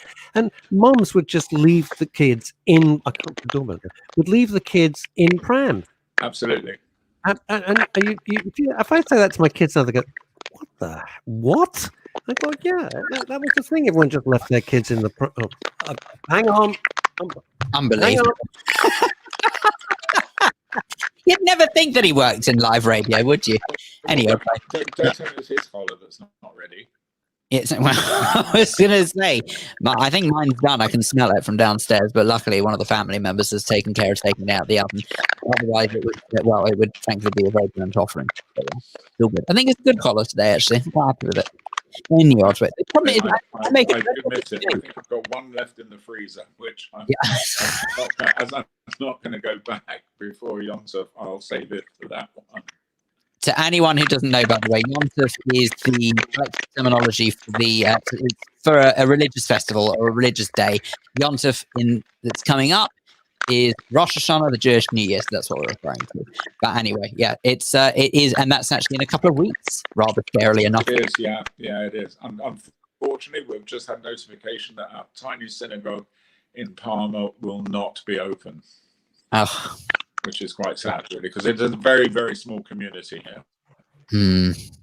Well, we're not opening either. Our one is doing everything online, so very sad. Anyway. Right, Martin. About what you're doing, the hardest thing is for men to come forward about their problems. Yes. Every guy that actually phones me or the wife phones me, they say, "Oh, come on, look, there's nothing wrong with me, but she wants me to come and see you." You know, to get them through that door is so difficult. I have to. Do they come in, Martin, and say, "I don't really know why I'm here"? Yeah. I think she's got a problem. That's the other good line. That's a great one. Wow. I laugh out of nerves, seriously. They really are. Martin, will you join us again I'd in the love future? to. And we didn't hope it'll be a less disruptive line. But, Right, we're going to try for a better line next time. He'll have his laptop back by then. He'll have the laptop back by then. Yeah, I'll be picking it up tomorrow. So, do you know, Martin, I got to just say, on a personal level, Shabbos, what's wrong with you? Robin, I'm looking at you, and you know, I'm thinking of Cannon's Drive. Number 17, yes. I'm looking at you, and I can think of those kind of little lakes on Cannon's Drive. Just as soon as I think that's where I'm back, and I'm back to being about 7. You won't believe this very quickly. Just as an anecdote, when I was in the UK just pre-lockdown, I went down memory lane. I had a drive up Cannon's Drive, and I stopped outside my house, number 17. I see there was no one in, so I walked down the drive, and what I couldn't believe, is that hanging on the windows were the curtains that my mum sold her when they moved there. No. So we're talking 50 years, mate. Gee. 50 years. Blimey. God damn, I hope I had them cleaned at least once. Hey, you know what? There's nothing wrong with them if they ain't broke. Okay. Guys, have a great weekend. And you, Martin, thank you for all you do. Thank you for joining us. Look forward to it. It's been a pressure. Many years. With you guys recording something that I can put out on one of my next podcasts would be really good. So, a great pressure, I'm quite sure. We'd love to do that. Give us a thought, guys. Have a good one. Okay. Well, farewell. Bye-bye. Oh, there we go. A lovely man. Martin's terrific, isn't he? I don't think I've seen him since I was about 10. That's just freaked me out. He starts talking about my parents. What a memory. My uncle, shut your face. And I had to clean that up, and it came out something else.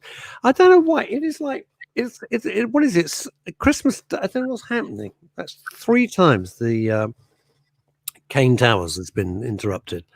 But I don't know. I can see the likeness. What have you ordered? Seriously? Do you know what it is?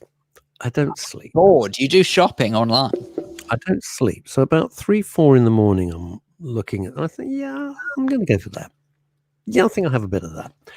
And Okay. I forget what the hell I've ordered. I can't remember, especially when I'm ordering from the States, like the T-shirts from the States, and then several weeks pass, like with your T-shirt that I got you, and I'm like you're going, oh, and I thought, I forgot about that. Your most recent purchase, do you not remember? What's that? What was your most recent purchase online? Do you not remember? Do you know what? It's arrived. For the life of me, I think it's my belts. I think it's my. No, it's my. No, this is drugs. Excellent work. This is drugs. And my most recent order. Are you ready for this? Yeah, of course I am. Yeah. Is that I went a bit to town on.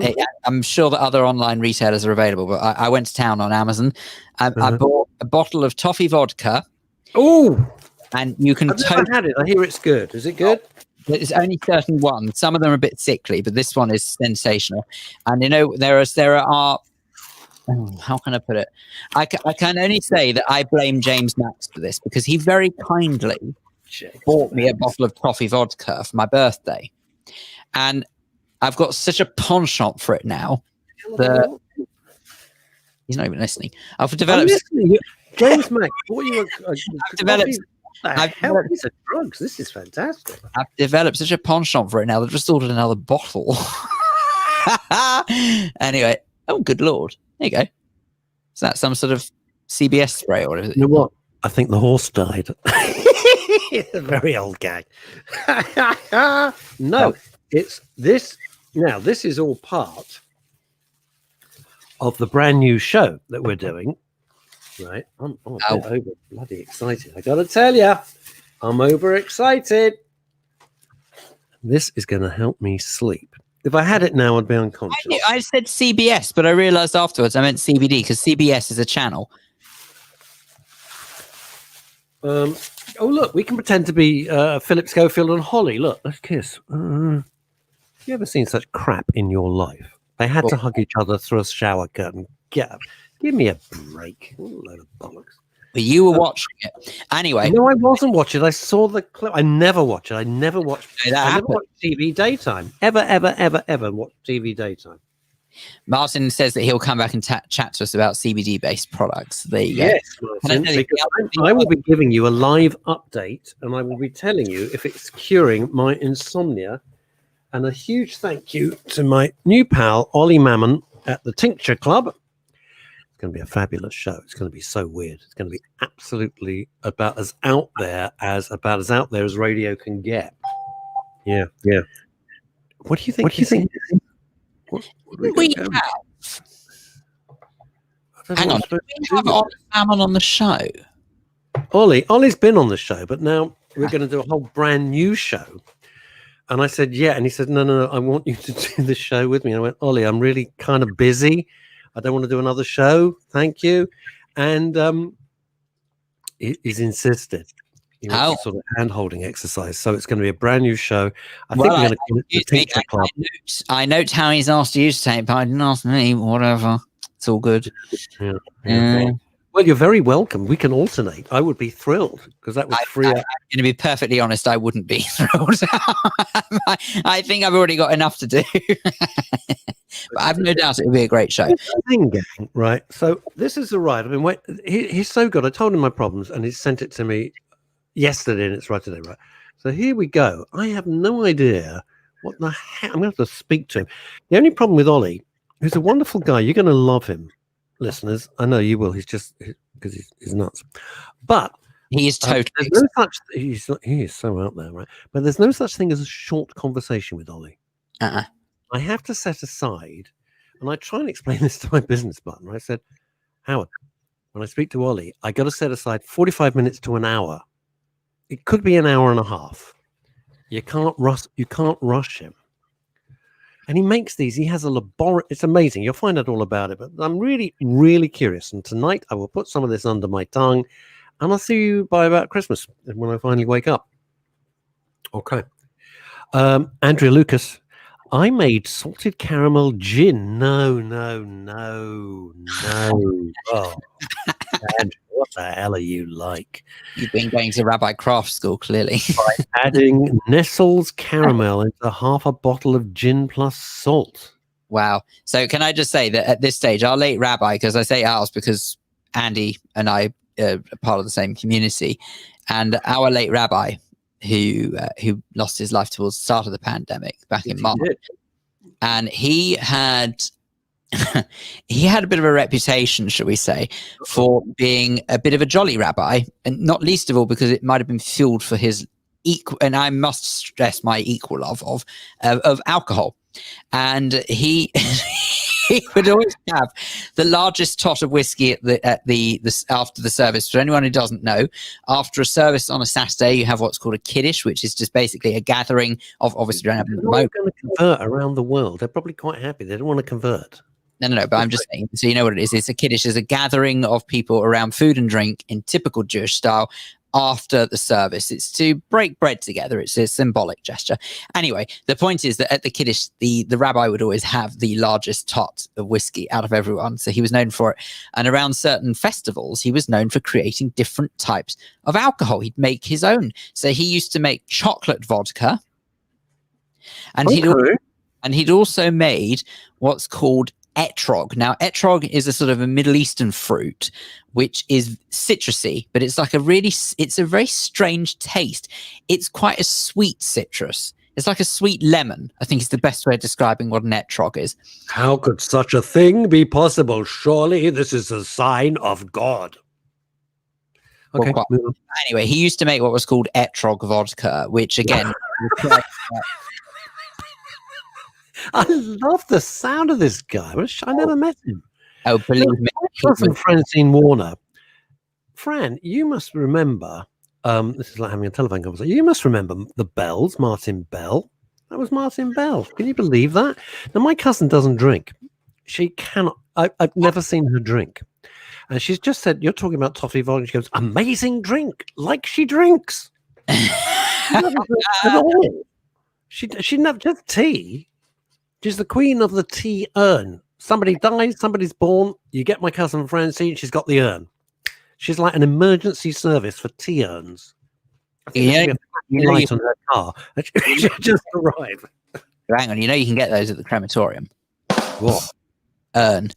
Oh, stop it. What? Sorry, you're the one who said that as soon as someone dies. Well, she's very good. She's very hospitable, but she's just. I'll tell you this. You go to their house. She is the only person I know, my cousin Francine, who puts the toilet paper when you go into a point like you're in a hotel. I think that sums it up. You could do brain surgery in her kitchen. I've never seen a house so clean in my life. She came here. It's unbelievable. Unbelievable. Makes Downton Abbey cleanliness look like a slum. No, but to be fair, Downton Abbey probably dangerous. Clean. Hmm? To be fair, Downton Abbey probably wasn't very clean. Probably not. All those bits and schmutzkis everywhere would drive me mad. All that crap cleaning it all over. Oh, there we go. Cake planting. I went to the funniest place yesterday. The funniest place. I had a cup of coffee. I hadn't seen him in ages, and I thought I have just got to get out. Have I got time? Or was there somebody sitting in the digital green room pulling their hair out? We got time? Philip? Oh, go for it. Absolutely. Our next guest is not due for another 15 minutes, I tell you. What the hell? It's what you call live production, everybody. Are you excited? Because Russ and I don't get to do this. We don't have a conversation off air. We're just 100% live. So unfortunately, we have to talk to each other when we're not doing it professionally. God, you think we don't have lives? Told him. Anyway, I think these days we need laughter more than ever. And our first two guests, both of whom... You wanted laughter. I was giving you laughter. Sorry. You know what? That was a bit spooky. No, I know. Do you know what? It's the most... I mean, when they had those shows back in the 80s, the comedies where they all had canned laughter on them, and it sounded so ghastly to listen to. I mean, at least that, by comparison, sounded remotely like... Can you cue it? And I'm going to say one line. At the end of the line, play the laugh. This is what it was like. Okay. Ready? You ready? Oh, honey, I'm home. No, it's the whole thing. And I want you to do that. Oh, God's sake. Oh, okay. Oh, yes. Try again. And Sorry, last try. thing. Right, okay. Okay. Oh, honey, what a day I had at the office.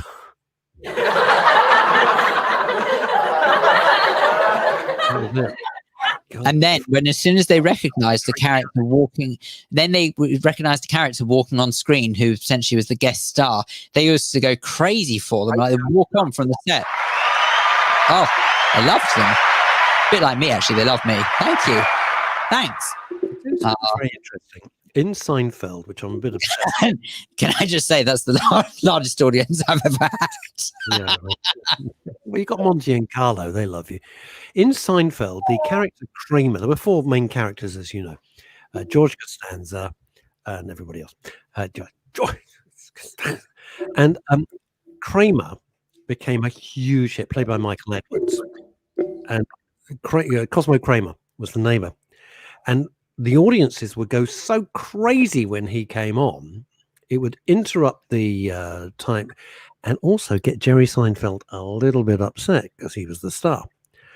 And the people had to say to the live audiences, when Kramer makes his entrance, please don't applaud. Isn't that weird? True, though. It's true. I mean, you say that, but to be honest, what? maybe Didn't like Seinfeld either? maybe they just didn't want to applaud. No, they did this. You're missing the whole point of the story. They went crazy for him. He got the biggest ovation out of all the 4 stars. Yeah. Where's your T-shirt, Phil? Says Chrissy Richards. He doesn't wear Oh, well, no, he wears it privately. He always dresses. He dresses. And lay it down in the freezer for at least a year. My T-shirt? Why would it be freezing when he puts it on? His nipples will get hurt. Andrea Lucas and oh, you mean your drink? Your drink. Just nothing in my freezer. It's got booze on it. It's going to last a year. Are you kidding me, Andrea? It's not going to happen. Ed Grossman, gin is very dangerous. Keep away. I should know. Why? Well, it is vodka. Yeah, Andrea Lucas, vodka. Yeah, totally. I keep my vodka in the. It's very nice. Keep vodka in the freezer. This is good for your mental health. And when you pour it out, it's delicious. I keep soft vodka in the freezer. It's lovely. I keep my vodka in the freezer. I always do that. I've started a new health. I was starting to tell you a story, right? So we need laughter more. You see, you put me completely off the track. Without Kramer, there wouldn't have been triggering Fools and Horses. I'm no, Paul. Fools and Horses came before Seinfeld. Pretty sure of it. John Sullivan wrote that before Larry David and Jerry Seinfeld wrote Seinfeld. Pretty sure about that. Laughter we need more than ever. And a close friend of mine who's a brilliant comedian called Jeff Stevenson is a wonderful fellow. And he does all the cruises. Well, he hasn't worked in 6 months. He's going round the bend, frankly, as so many of our chums are in every walk of life, especially in the entertainment field, as you will all readily know. And Jeff said, come in to town. Look, and I pretended I was coming in for something else. I wasn't. And I went in to literally have a cup up. I had a Diet Coke with Jeff. That was it, a Diet Coke. And he said, meet me at, Paul, it's number 5. We're not made of money, Ed. Anyway. If I told you this before, do you know what Paulwyn stands for? Yeah, Palestine Wine Corporation. Yeah, Palestinian wine. That's because I listen to you. What are you going to say about that? Remember I told you. I don't know. No, but I don't know much trivia, but that's just one of the bits of trivia I know, and I just quite like that. You know everything about trivia. So yesterday I went to Covent Garden, my mask and my glasses. Not these glasses. I wear like whoa. Yesterday you went to Covent Garden. Yeah. Good grief. Even I haven't done that. Yeah, it was empty. It was just like me. I couldn't park. I drove in. I'm not using public transport yet. I'll be absolutely honest with you. I'm not brave enough to do public transport. So I drove in. It took me no time to drive in. Don't start me on what Sadiq Khan and TfL have done. The road closures, the barriers, they've taken away that. They won't rest until this city is on its knees or a ghost town. It was disgusting. It took me half an hour to park. Anyway, I parked somewhere and dragged myself through. And I met Jeff at a place, and I've got to tell you this, because I'd never even heard of it. And if you're in the industry, you might have. It was the club. It's called CAA. Started in the 40s. It's called the Club for Acts and Actors. The Club for Acts and Actors, and it was in Bedford Street. He said, it's so weird, but you'll love it, knowing you. It was started by someone Phil won't know, but the older members of our audience, like me, will remember Jack Warner, even though. And before he became Dixon of Dock Green, Jack Warner was a huge star in sort of the 40s and 50s. And he started this club called CAA. And it was for performers. And this place has remained virtually untouched since the 40s. It was hilarious. The average age was 120. And everybody was charming. But what I loved was that no one just walked into the... I had to tell my cousin Francine on the way home. No one walked into the room. Everybody made an entrance.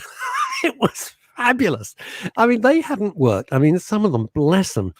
I mean, honestly, they must have seriously retired 20, 30 years ago, easy.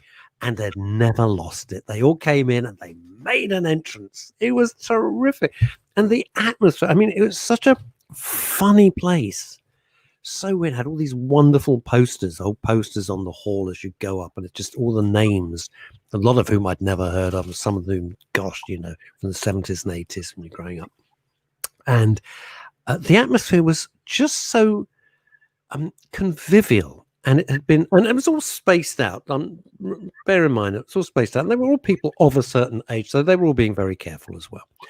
And there was hand sanitizer absolutely everywhere, and the guys serving the Diet Coke at our little table had a full visor on. The whole works. But I'd forgotten, Phil. It's been so long since I'd been in such a convivial atmosphere of just fun and laughter, and it was lovely. It was absolutely much missed, huh? And much missed, huh? Do you know what it was? It was only afterwards, and I was writing back to Jeff and thanking him for my Diet Coke. And he said, "Oh, I'm sure you've got lots of other things. What, you've come into town?" I said, "Jeff, I can tell you the truth. I only came in to see." He said, "You came?" I said, "Yeah, because I've missed you." And we wanted to talk about, you know, it was interesting how they're going to get back onto the cruises, how people are ever going to work again in that whole area, which has been completely stopped. And there's no ifs or buts, stopped. And I said, I'd forgotten what it was like to just be in that. I mean, I haven't forgotten what laughter's about. I mean, got you. But that whole atmosphere was just so nice. It was silly. And we'd forgotten what being silly, because it's so bloody miserable all the time. And especially what Phil and I do is serious. There's a proper ethos to it. We're trying to help. I think, to be fair, you and I haven't forgotten how to be silly. I hope not. Oh, Paul Andrews. The CAA, like a trip back in time, makes the 100 Club look modern. Love it. Well, the joke was Jeff Stevenson, who is, you can look him up on YouTube, is a wonderful comic, very clean, very funny, writes all his own material. And he said, they've done the whole place up. And I burst out laughing because it looks, inside, it looks like a village hall. It's the only way I can describe it. Imagine a village hall in some sort of little village. That's what it looks like. And he says, you do know they own the whole building. I go, what? They're the only actual freeholder. It's in Bedford Street, in the middle of Covent Garden. They own this huge building. It's worth millions. They've given up. They won't sell. They don't know. It was amazing. I made an entrance once at the opening of the Capitol Cafe, says Jean Harper. It was amazing. Oh, Paul Claridge knows the CAA. Russ, I love the CAA. Been there a few times as a guest of a member. You have to be a member. I think it costs all of 60 quid. But get this, Phil, you'd love this. To be a member, not like us going up to George Mickey at the Soho Whiskey Club and just joining. No. You get interviewed. You get auditioned. You get auditioned. You get another interview. Then they might let you in. It's genius. Yeah, I absolutely bloody love it. Most hilarious work watching my friend David, an expert in old music hall. He played the piano while two aged opera singers, everyone was 1,000. Alas, each opera diva rehearsed a different song. They were both. Could you read this? I can't read this. Please read it. Right. Okay. A little music. This club. He played the piano while two aged opera divas sung a duet. Alas, each opera diva had rehearsed a different song. Both were a little deaf and both carried on regardless. And you were worried we'd forgotten how to be silly. It was genius. And it was, I mean, it was funny. It was camp. And what I loved, all the ladies were of a certain age. And they could have walked onto the stage with 15 seconds notice. The hair was perfect. The clothes were, it was just terrific. With another age, it was just stepping into a bygone era. And Mahaya says that I'm on the verge of baking an abundance of chocolate brownies consisting of various flavors. Hello. Can I entice you gentlemen upon them being forged? Yeah, you had us at baking. Maya, you had us at baking. Yes, obviously. That, but I'm trying to cut back on carbs, he says, as he's just baked a challah. You did. You're cut. There's nothing of you. You're like a pipe cleaner. Are you joking? Hang on. Are you ready? There's nothing of you. Okay. You're like the size of an HB pencil. During lockdown, I have gained 8 pounds. That is not happening. You fat bastard. Thank you. That's There my we go. point. It's making you feel better. Well, you don't look any different. Your face is everything looks exactly the same. You gained 8 pounds, which on you, seriously, 8 pounds on me, whatever. But on you, because you're so slim, which is what we hate. Shocking. Mm. Ugh. Not good at all. What is a certain age for these ladies, says Glassy Amanda? I would say the youngest was, jeez. Well, I've got to be difficult because then somebody said, oh, I was sitting in the room and I went to go and say hello, but you'd left with Jeff. In fact, the first panto I ever did, she was in a lovely woman called Trisha Court. Well, 70 would be the kid. And you could go up as high as you like after that. And they just look great. And they had such a zest for life. That's what I loved about it. They thought, we're here, the world's going to hell in a handcart, and we're going to have a damn good time. And I loved their attitude. Just bloody loved their attitude. I thought they were great. Loved it. You start, oh, Paul, Paul is so right. That is a complete route. You start in the CAA and end up in Brinsworth House. It's a wonderful story about Norman Wisdom, which is true. And Norman was ended his days in Brinsworth House. Everybody adored him. Was a national treasure. And one day they're going out somewhere and they can't find Norman, and he's standing in the middle of a Shell petrol station doing a turn, right? And everyone's going, "Geez, it's Norman Wisdom." And they go, Norman. He goes, no, it's going really well. That is showbiz. I love that. Norman Wisdom. Glassy Amanda, they sound so glam. What additives do you have? Where are we going now? Where are you going now with this? Ed? You with us, Phil? I'm all with you. What additives do you have in mind? I don't know. I don't know what this. God knows. What is this? I don't know. What does it say? CBD sample strength, blank, size, blank, client, blank. Oh, it says here. Thank you. This is from Ollie Mammon. It says sleep drops. So what's the other stuff? What do you think I've got with what do you think the other stuff is? I'm not even going to unscrew this. Apparently it'll send me out to sleep immediately. The CAA has a dress code.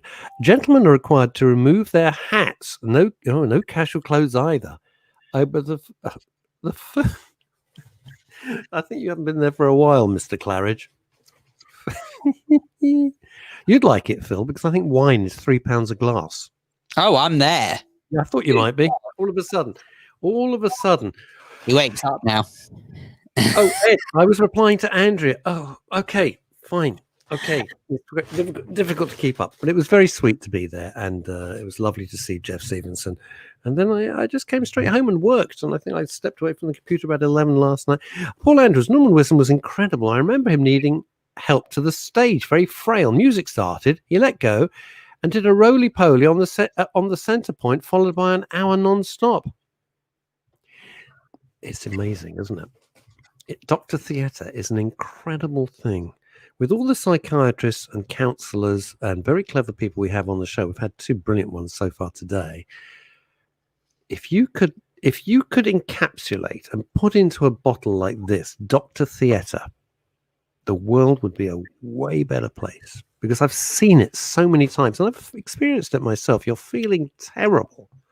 You're standing in the wings. You just feel physically ill. Let me mentally ill, and you walk on. Boom! Suddenly you're fine, and you do your scene, do whatever you got to do. You walk back to the wings, and you feel terrible again. Dr. Theatre just gets you right through. Amazing, isn't it?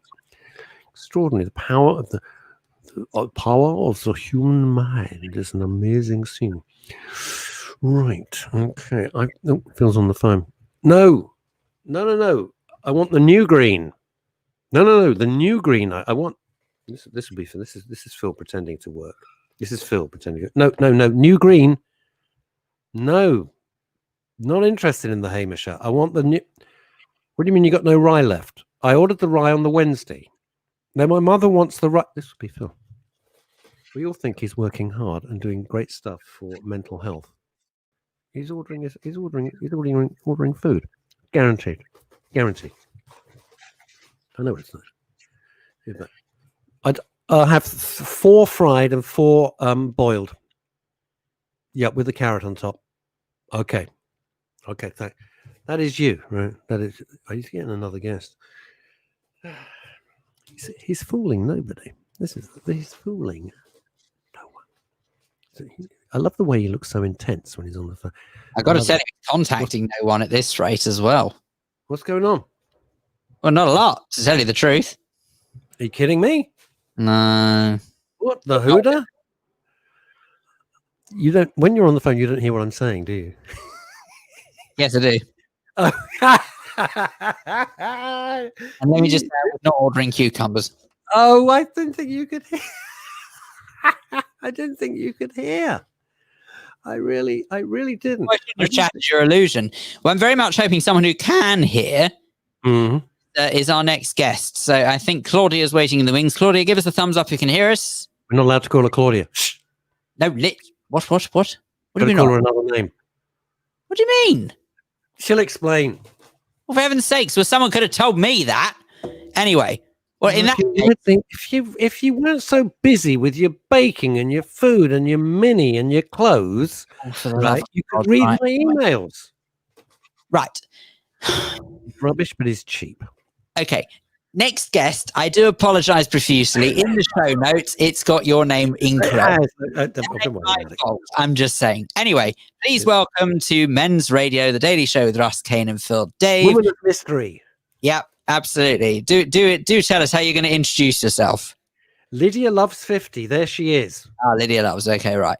Now, Lydia, I have to tell you, so I think your microphone is not necessarily connected. You can hear us, but we can't hear you at the moment. So what we want you to do is have a look and see whether or not you've given access to your microphone. And whilst you do that, it's all good. We'll come back to you. But she's there. You can see she's there. So don't you worry about it. Give you a bit of background. Lydia Loves 50 and I used to work together some years ago in ad agency, and she was on the account director side and I was on the creative side. You'd be amazed to find out. And fantastic girl. She was great fun. And Ed Grossman, you will get this, and others in the musos, but Ed particularly, if I say to you Lou Reisner, that was her dad. Which I didn't know for ages. But she's a terrific person. Anyway, we reconnected over a wonderful project called Let's Reset, which I've banged on about with the photos by Rankin. You know the ones I mean, Phil? Photos by Rankin. I've heard of the Let's Reset, but I don't know. It's a great thing. And Claudia was one of the organizers with Suki. Oh wow, Suki Thompson and Claudia. But this. Hang on. I've got to show you this book. Hold it. Caller. What's she called? Hang on a sec. So I can't get the name wrong, but he's allowed to get the name wrong. Unbelievable. Anyway, right. Well, we will be speaking hopefully very soon to Lydia Loves 50. There you go. Okay, get the name correct now. Sorry about that. But when we do, we're going to this. Oh, he's going to talk now. This is the Let's Reset book. Oh, It's hang on. What's Wow. that?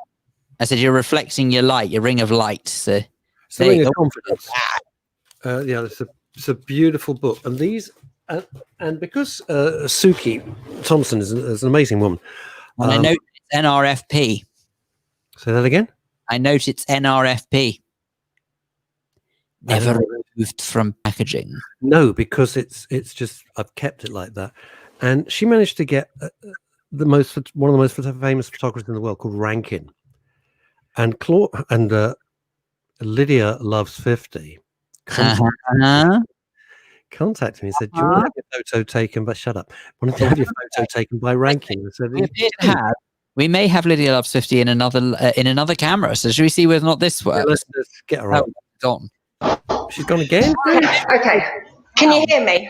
Yeah, beautiful. Yes. Hello. Right. Hello, mystery I'm woman, here. Lydia Loves 50. Okay, I'm going to do it without glasses. I'm going blind. Going in blind. Can you see us? I can see you. Can you see me? No, I don't mean that. I mean without your glasses. Can you see? No. You look just as gorgeous as you always do, Russ. Don't worry. If she's going to do that, she's going to play that game. Hesitation to do that now. What the hell she likes? She thinks it's God knows who she is. She probably thinks we're Piers Morgan. Hello. How are you? How are you? I'm now that I've got through all the tech issues, I'm fine. Oh, I'm pleased. Yeah, thank you. We want to major on her, not on. Yes. Yeah. Me. It's all about me.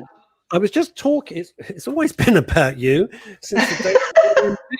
Anyway, I was talking about this fabulous book that you were. Before we get onto your new thing, Yes. you are nothing if not totally bloody relentless with your project. It's extraordinary. That was a fantastic thing. Let's Reset, and I just wanted to publicly congratulate you because you were so instrumental in being a massive part of that. And thank you for reconnecting with me after all those happy years we spent at 197 Knightsbridge. Yeah. They were wild. Anyhow, I'll blush. Moving on. Right. Can I just double check? No, before you ask. No. It was all right. First and foremost, I might nickname you LL50 just as Oh, that's good. Yep, LL50. Yeah. Can I just double check? Sorry, because I'm not entirely sure whether or not my eyes are playing horrible tricks on me, or whether or not do you actually have a curved wall behind? I do. Yes, it confuses a lot of people. Oh, I thought it was my eyesight as well. I didn't realise the wall was curved. It is curved. It is. It's very strange. I live in a very strange house. You live in a lighthouse in like the Isle of Skye or something. I wish. It's just an ordinary house. It just happens to have some crazy walls. Wow. Love it. You get the pictures to stay up. I missed that. What was that? How do you get the pictures to stay up? We're really impressed. I know. Well, I thought you'd be admiring my picture of Mark Hamill, actually. Do you know Mark Hamill, Luke Skywalker? It's his autograph. Yes. If we could see it, we'd be admiring. Is that over your shoulder? Oh my God, it's with Obi-Wan Kenobi as well. Oh, it's the other side. There he is. There. How come you got that? Wow. I know. I was just very lucky a long time ago. In a galaxy far, far away. Exactly. Desperately hoping that you didn't hear our conversation about Star Wars earlier on in the program. Oh no, I missed that. Oh no, what was that? To put it very politely, he should have stopped with the first three because the others were terrible. Oh. The first three were magnificent, and the others were like, oh yeah. Yes, I'm a bit with you on that. And you know why? It's because the first three had less interference from computer-generated graphics. Yeah. It was so much better. It had so much more heart. That's not the point why we're here. Now, Lydia Loves 50. Why not? Woman of Mystery. You've moved on from the Let's Reset, which was just a fantastic project. You can still get the book on Amazon. It's called Let's Reset. You can still get it on Amazon. It's terrific. And your new raison d'etre, that I did that for Françoise Pascal, so she feels part of the gang, is Italian. I did that gag on Wednesday. You didn't like it when I said that. I know. Okay. And may I just say, this goes to show how much you pay attention. It was actually this morning I did that. Did you? Yes, because Francois was saying, Well, like, It's been a long show, Jesus.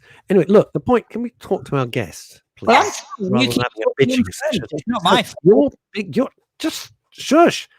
Ugh. Is no, he's sulking. Jeez. It's the menopause, and you we started chatting months and months and months ago, and I thought this was the greatest of projects, and I was thrilled that you wanted to hook up with us. So talk us through it, because it's great, and I was promoting it last Sure. night on Facebook. I hope you saw it. Thank you. So basically, I am Lydia Loves 50. And the reason actually why I came up with this name, incidentally, is because my mother died when she was 33. And it made me realize that she would have done anything to have got to her 50s.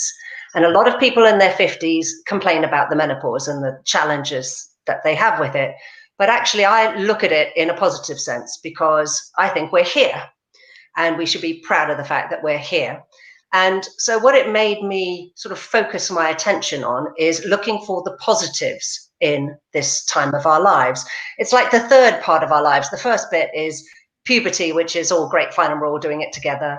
Having children, if you choose to do that, you're very well supported. But when you get to your 50s, so much comes at you, and most of it is out of your control. So you'll have the menopause, which has a huge effect on our hormones. But then the other thing that's really important, and that men don't have, but they do, but they don't have the overlaid part of the menopause, is an awful lot of life challenges that come our way. So it'll be things like kids leaving home. That's really upsetting for a lot of people, me included. The dependency of elderly parents, ageism in the workplace, the effects of aging on our looks and on our health.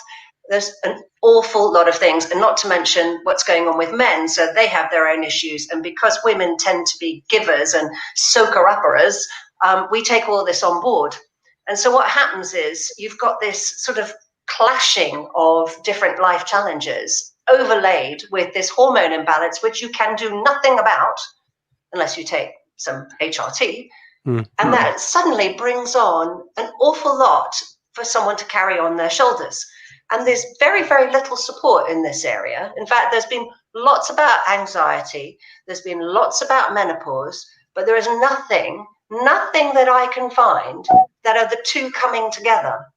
And so that is why I did a piece of research asking loads and loads and loads. Actually, I think it was about 850 women going through the menopause. What was the biggest challenge that they were finding? And anxiety was absolutely top of their list. And then you've got like depression, you've got mood swings, all of those things. So it's probably semantics. But then if you overlay the fact that we're going through a pandemic, and we all know how hard that is, and all the challenges of those, the fear of getting it yourself, the fear of losing loved ones, losing your job, not having money. You've got all of these things that are just piling on like phyllo pastry layers. And that's why I wrote this book, which is called From Menopause Anxiety to Kick-Ass Confidence, 8 strategies to help you get there. And I just wanted to be able to offer women a way through, which is not all clinically based, and it's not with drugs. It's just, there are so many cool things you can do just to enhance your life and to actually overcome anxiety, get that confidence back, and to kick ass.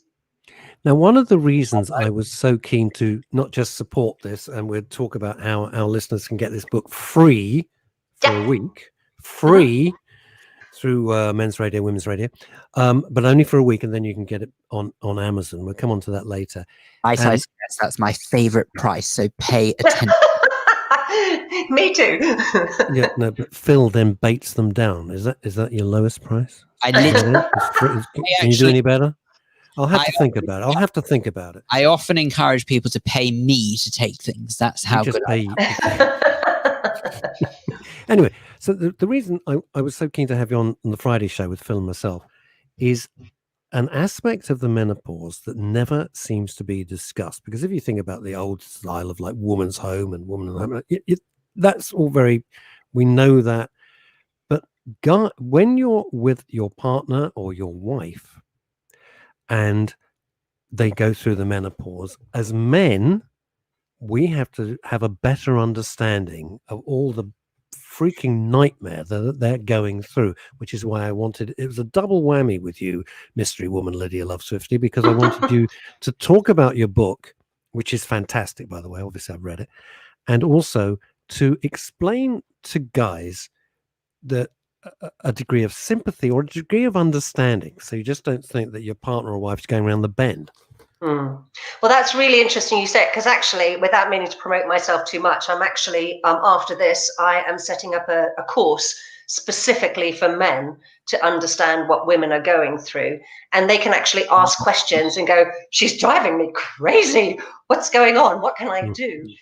Because actually, it really is tough for men. And I remember when I started upon my menopause journey, and my husband used to say, oh, your tone. Oh, what are you?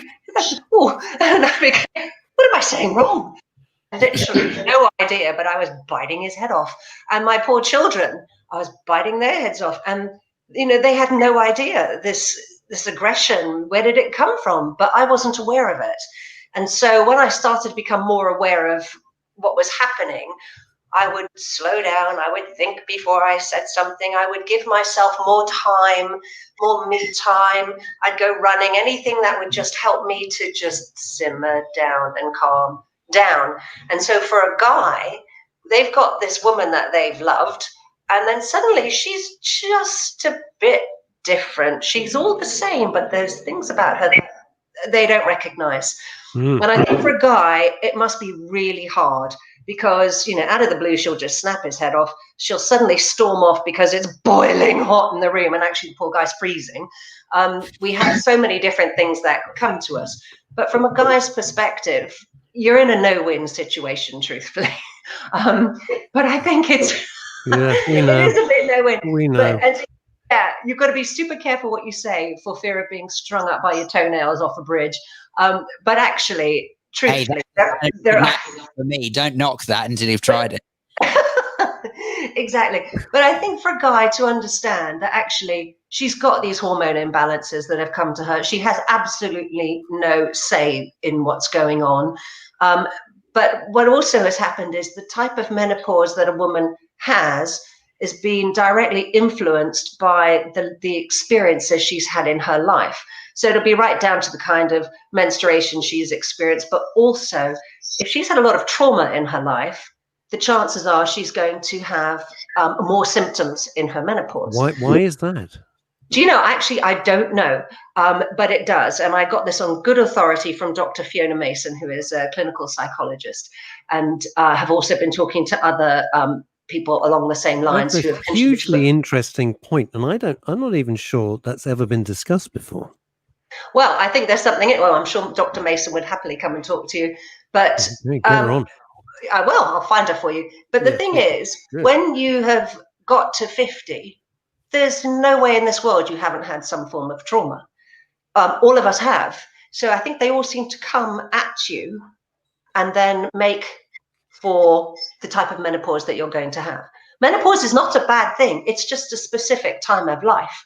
And it means obviously you can no longer produce children, which is great if you've, it's sex with no ties, isn't it? I think this is a really interesting comment here, because it's not all doom and gloom. And Chrissy has pointed out, although hang on, we disappeared a bit. Hang on, I'm over here. Hello. I think I must be a lucky person with menopause or something. Good girl. Yeah, Chrissy said, right.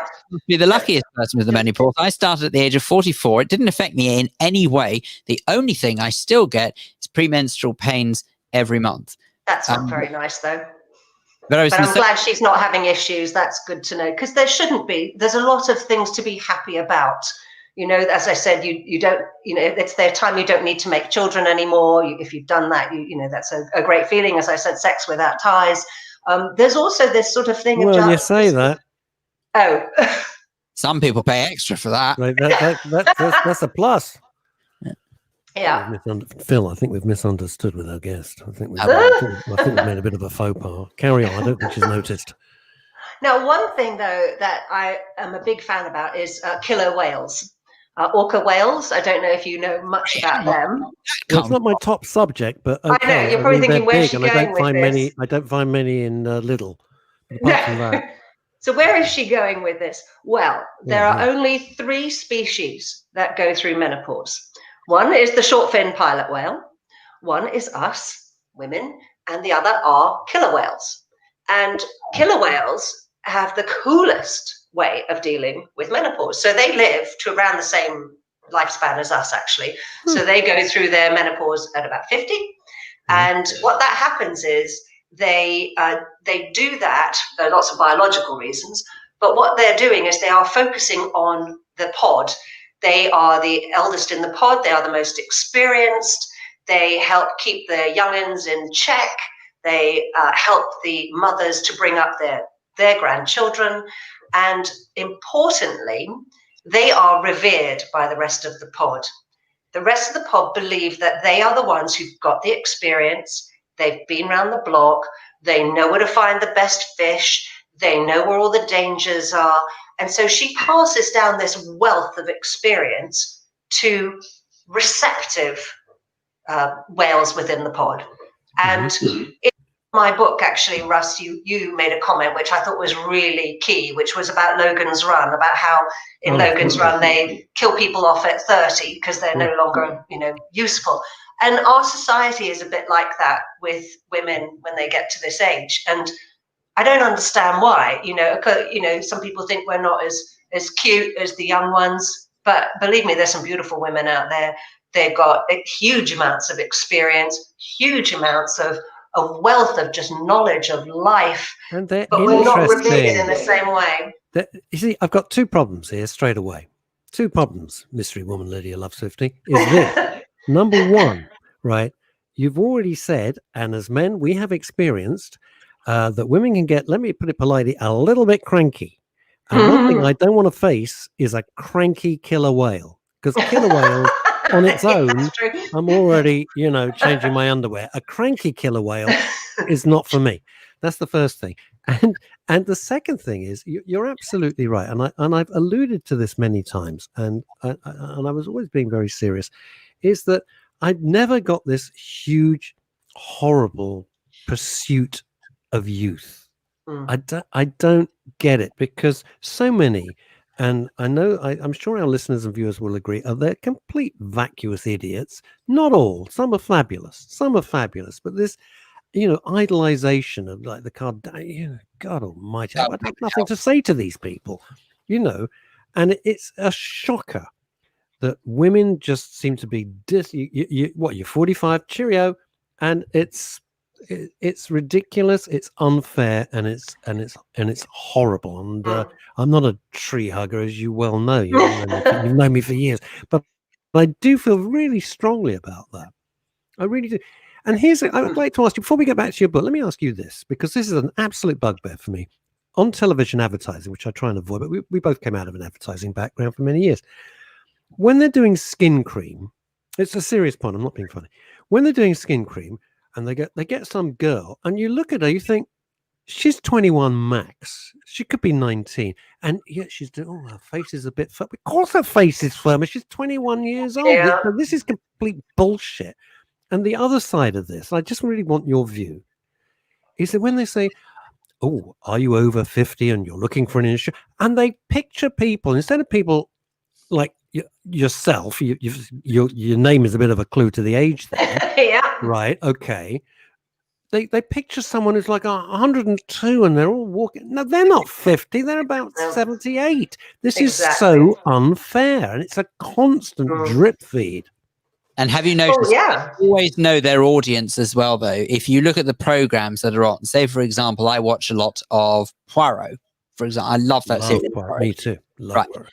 But they're no fools on ITV3 in terms of how they know how old the average person who watches that is, because it is absolutely no flipping coincidence that that program is sponsored by HSL, the chair specialists, the chairs that you have custom made when you reach a certain age and your bone density isn't quite as good as it once was. Yeah. It's absolutely extraordinary. And my personal favorite is during Countdown, is when they have adverts for Stannah stair lifts. That's brilliant. Oh, exactly. But there's I so agree with you. But I look at myself and lots of my friends, and we've got a few lines. But those lines actually, say that they're expressions of the life. They've all got stories that we've had good and bad throughout our lives, and we're here. And what's wrong with lines? What's wrong with grey hair? There's nothing. Nothing. That's the point. Yeah, nothing. Yeah. And I have got some friends who are absolute stunners at that age. Really? Can I tell you, you're so furiously nodding along with a lot of what's being said here.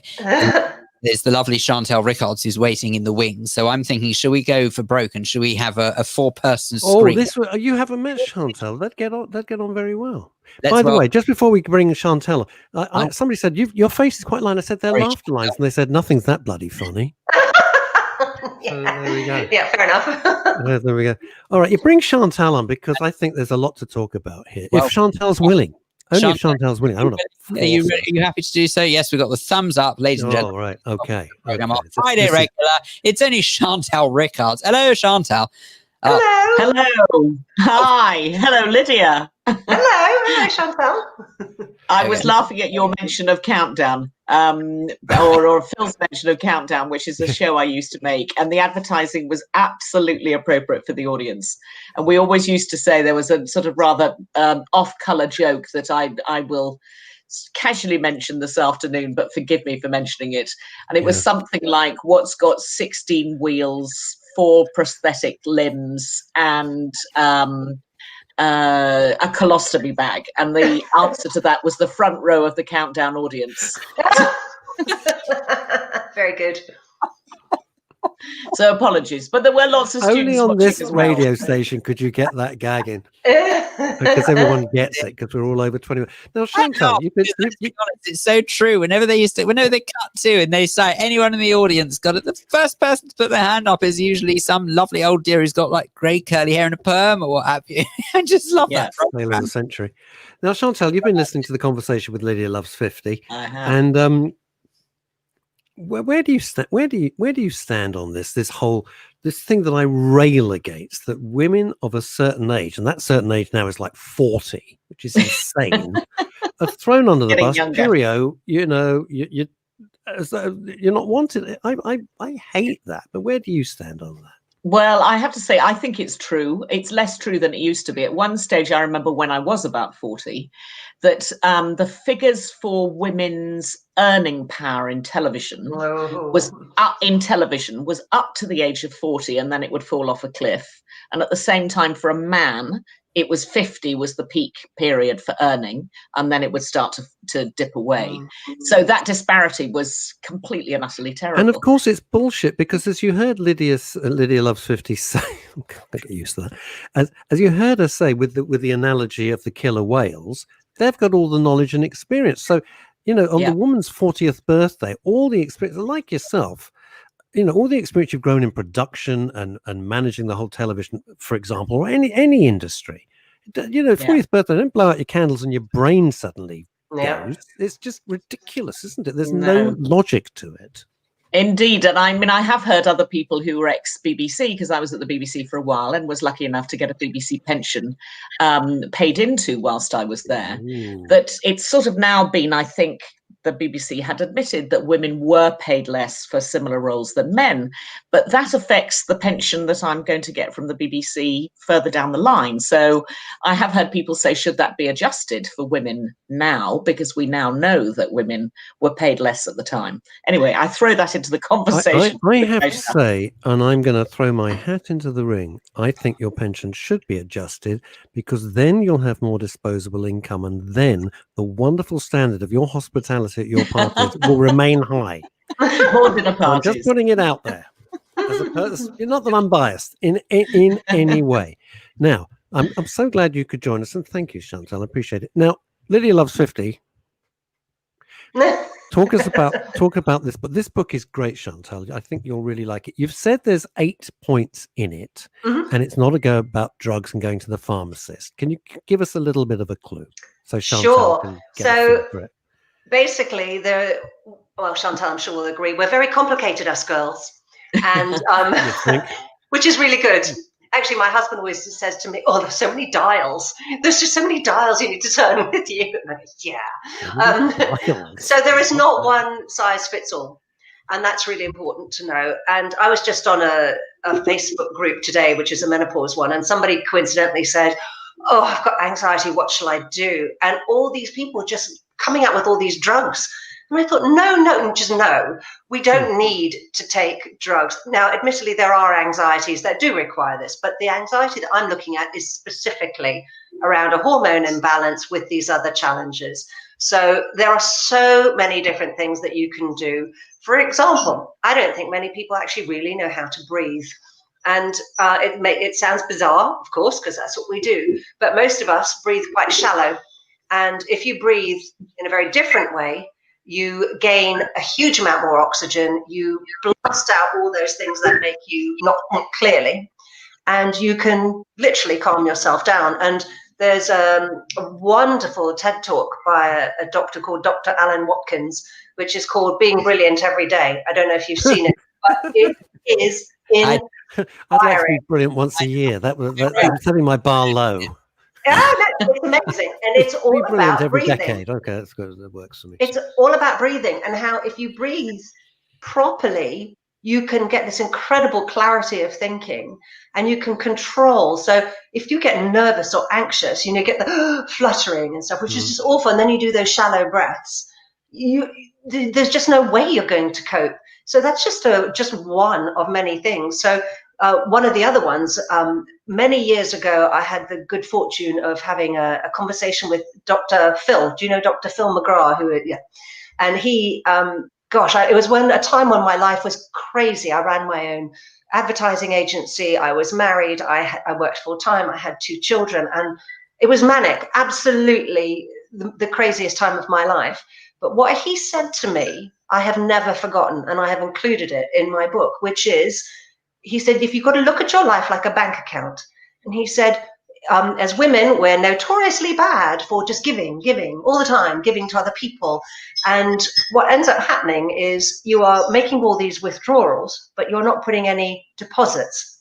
And just like a bank account, you don't want to go overdrawn. You must make sure that you are in the black. So good.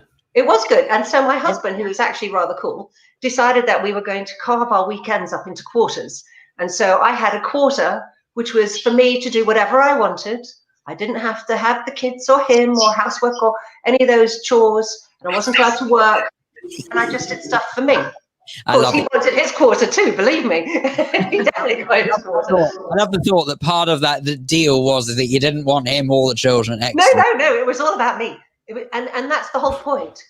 And it's a guilt thing. Chantal, maybe I'd love to know what you think, but there's a guilt thing that women feel about just taking time out for them. And I'm much better at it now, but what is it? Why do we do this?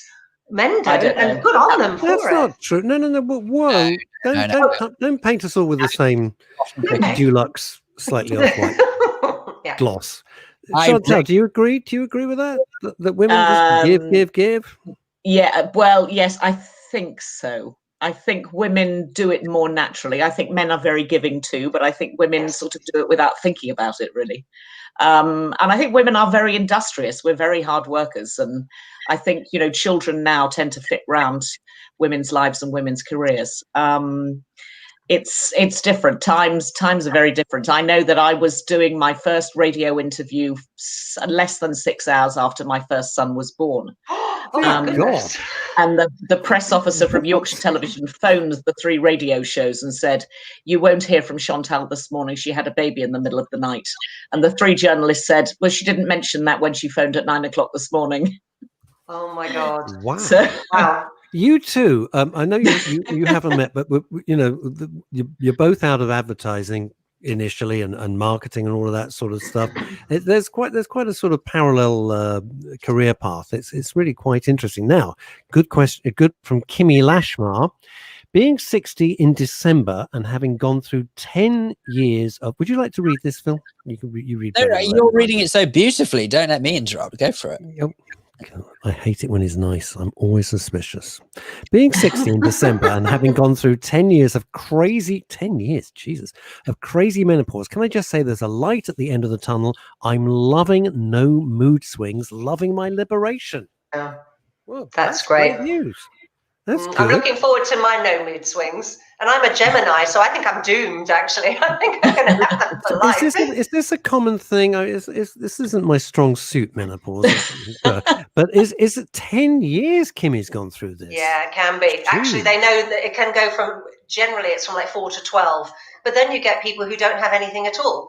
And then you get people who go on a bit longer. You've had nothing. Well done. Lucky you. That's why she was CEO of BAFTA LA. That's one of the conditions. Now, Lydia, on the form. Lydia Loves 50. It's very simple. That where can people go if they want to find any more about you or the book, or you'll read maybe your blog? And our special offer. Yeah, so it's my blog is lydialoves50.com. And also in my book, there is a ton of signposting. So I've pushed people towards books and YouTube videos and organizations. So as I said earlier, there isn't a one size fits all, but obviously in that for answers, they can do that. But also the book is available on Amazon, and it's called From Menopause Anxiety to Kick-Ass Confidence. And also I think we're going to be putting it on the men's and women's radio station as well. If you go to the website, if the gurus who sort this out, I can't do all this stuff, you can go on and click the link, and somehow you'll get it free for 1 week. So instead of having to pay it on Amazon, if you are a listener of men's radio and women's radio, you'll get it for free for just 1 week, and then you have to go onto Amazon and get it. And we were delighted that you included us in the plans. By the way, Chantal, Lydia Loves 50. She's having a quick sip there. She really, she's very, very annoying, because it's one of the few things when she said, I want you to read the book, and because we used to work together, she was more on the client side, I was on the writing side, make any adjustment. I went, there's nothing to adjust. It was infuriating. I was really annoyed. I was like, nah, that's it. You don't want to. It's like drawing a moustache on the Mona Lisa. You don't want to do that. It's fine. It's just beautiful. It's a great book. It's a great book. Excellent. Thank you so much. I never knew that a conversation about the menopause could be so much fun. Honestly, I was quite determined that I was going to find this conversation very awkward and didn't know what on earth I was going to say and how I was going to be involved. Actually, it's been really a treat having you on the show. So thank you very much indeed. Thank you. For gracing us with your presence and for getting the technology to work. Well done. So, we shall. I think you've got to come back. Will you? Yeah, we want Lydia Loves 50 mystery woman back. Definitely, we want her back. Great. If only if we can see the curved walls again. Everyone's going, what the hell's going on there? Right. Don't worry, that curved wall is supposed to see you. Thank Great you. to see you. Bye, Chantal. Nice to meet you. Bye. Nice to meet you. Bye. We make friends wherever we go. Just hooking people up. We try. Hang on a second. Hang on. We need a rose between two thorns here. Hang on a second. Hey, there we go. That's freaking me out. Actually, that's freaking me out. It's like the new Seekers reformed. Actually, our name badges don't fit, so we'll have to do it like that. We want the big picture of Chantal. We don't want a big picture of us. Chantal. Are those one of those blue? I'm really sorry. This is terribly personal. It's got nothing to do with your expertise. The blue on your top. Oh, what are those? Are they flowers? They're flowers. I couldn't. Lovely. They're really nice. They're flowers. Yes. Oh, they're great. Anyway. I don't know what it was. They're really nice. They're lovely. Am I allowed to say? I don't know what I'm allowed to say these days. You can say that. I don't mind at all. Thank you. But I know in LA you can't say. You said the most amazing thing, Phil. I've got to drag this out. I won't say the company, and you went for something, and you were told how you can say to please tell the story before you get on, of how you can ask one of your colleagues if they had a nice weekend. I've never forgotten this. It just fascinated me. Do you remember that? No, I have absolutely no recollection. You went on this course. I can't mention the company. It's sort of an HR thing of what's appropriate. And you're thinking, wait a minute, I've done all these jobs and like somebody's coming in like I'm 12, but you don't remember this? No. And you said, no, Chantal, on a Monday, when you see your colleagues, you can say, did you have a nice weekend? That's acceptable. But you can't say, hey, did you have a nice weekend? That is not acceptable. You don't remember that story. It's not me. It's not me. You. It is you. It was Chantal. I feel like anyone who had that conversation would have remembered that. Well, I don't remember the conversation, but there are moments of my life I don't remember. I don't remember anything from 75 onwards. Chantal, may I just say that if that is indeed you, I don't blame you at all for forgetting such nonsense. It was great. I love that story. Right. Without further ado, ladies and gentlemen, it's that time of the week where we just take a little moment to chill and enjoy ourselves, because it's time for this.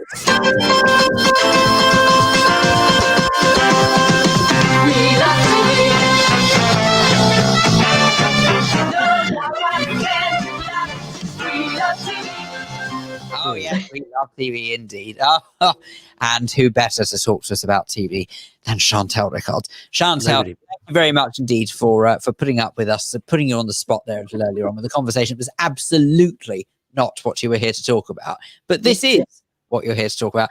And can I start off by saying I have a bone to pick with you? You know how you do this to people, that once in a while you sort of set them onto something and it kind of takes over their life. For me, it's Death in Paradise. Oh, we I'm love so that. pleased. I love that. I cannot believe I have not seen Death in Paradise before, and I've got 8 series to catch up on. Honestly, it puts you in such a good mood. It's just completely adorable. I think it was very, very well put together. Originally produced by my friend Matthew Bird, and subsequent lots of different producers. But the concept is great, and it really cheers you up.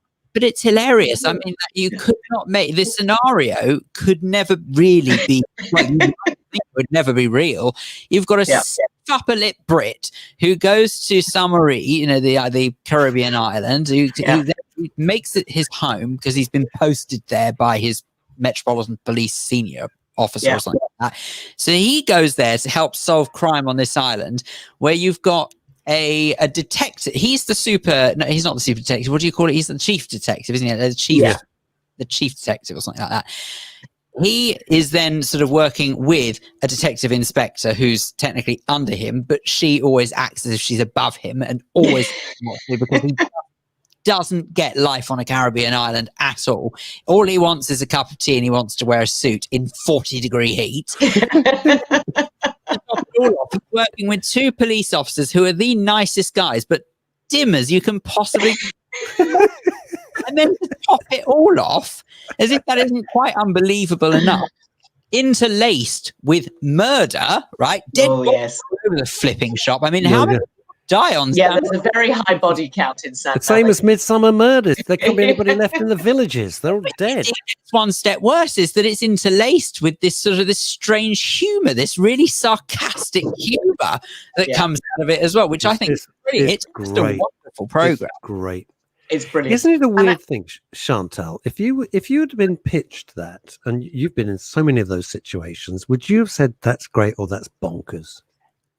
I would have said that I thought it was a really good idea for sort of, midweek winter evenings, get the British audience, the BBC One audience, to somewhere that, looks warm and inviting.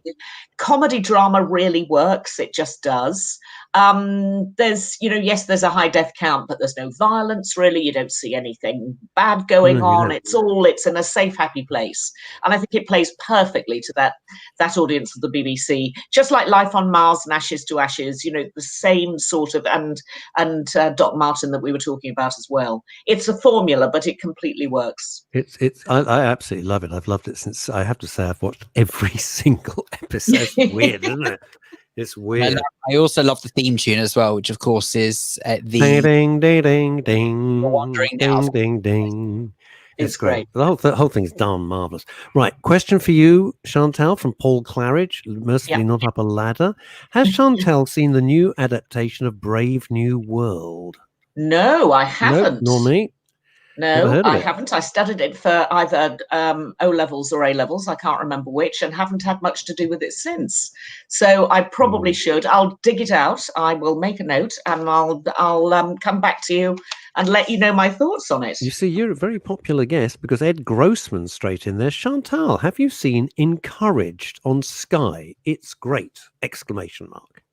Encouraged? I've never heard of that. I haven't heard that one, Ed. You need to catch up. Entourage of is that a one either. favourite, but Entourage is not the same thing.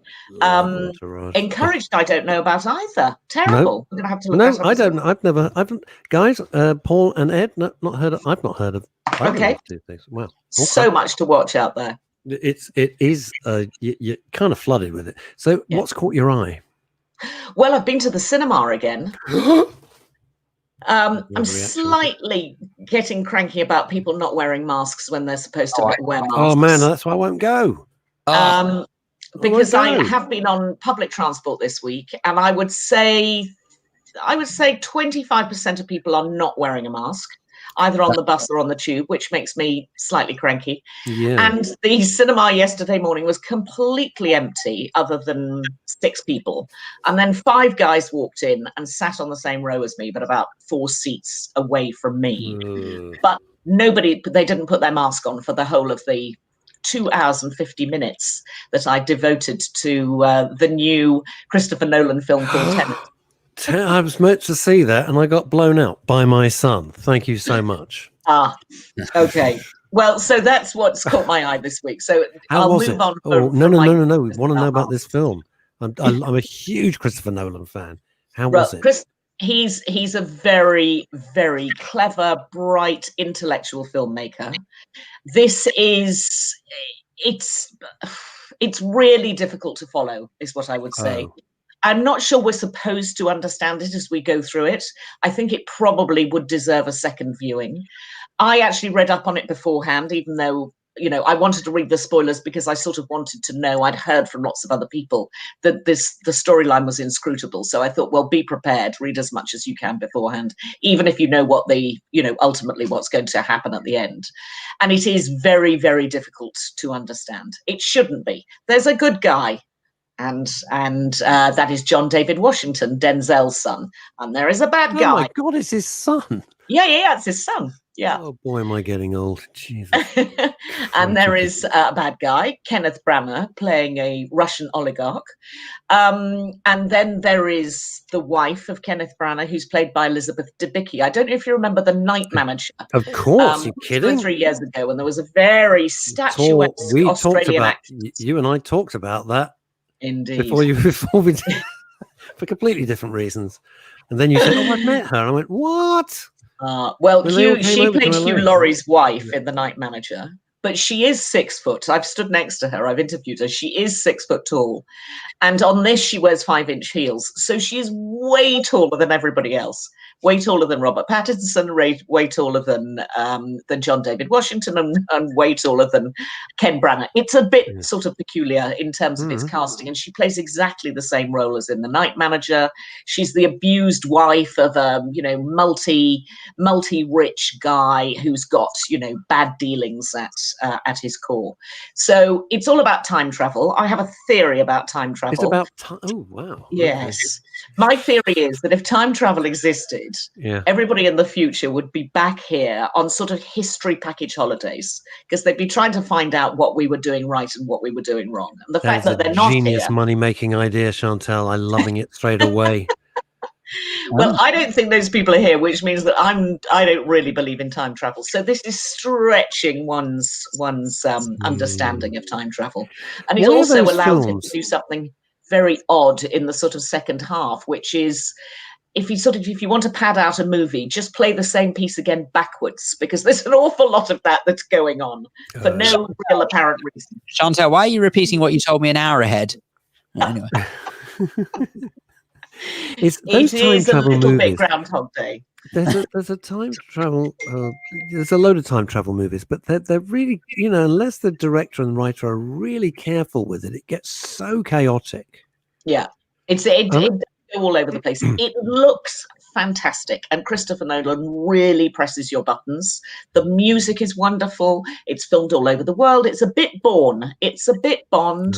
It's a bit H.G. Wells. And it's a bit sort of Back to the Future.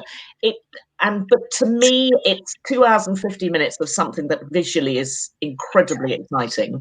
But I came out feeling sort of slightly dumb because I didn't quite follow it. You see, that would drive me nuts. That would drive me crazy. I beg to differ. I quite like TV programs and films that you can't quite follow, because then when you watch it a second time, if you watch it a second time, I like the rediscovery.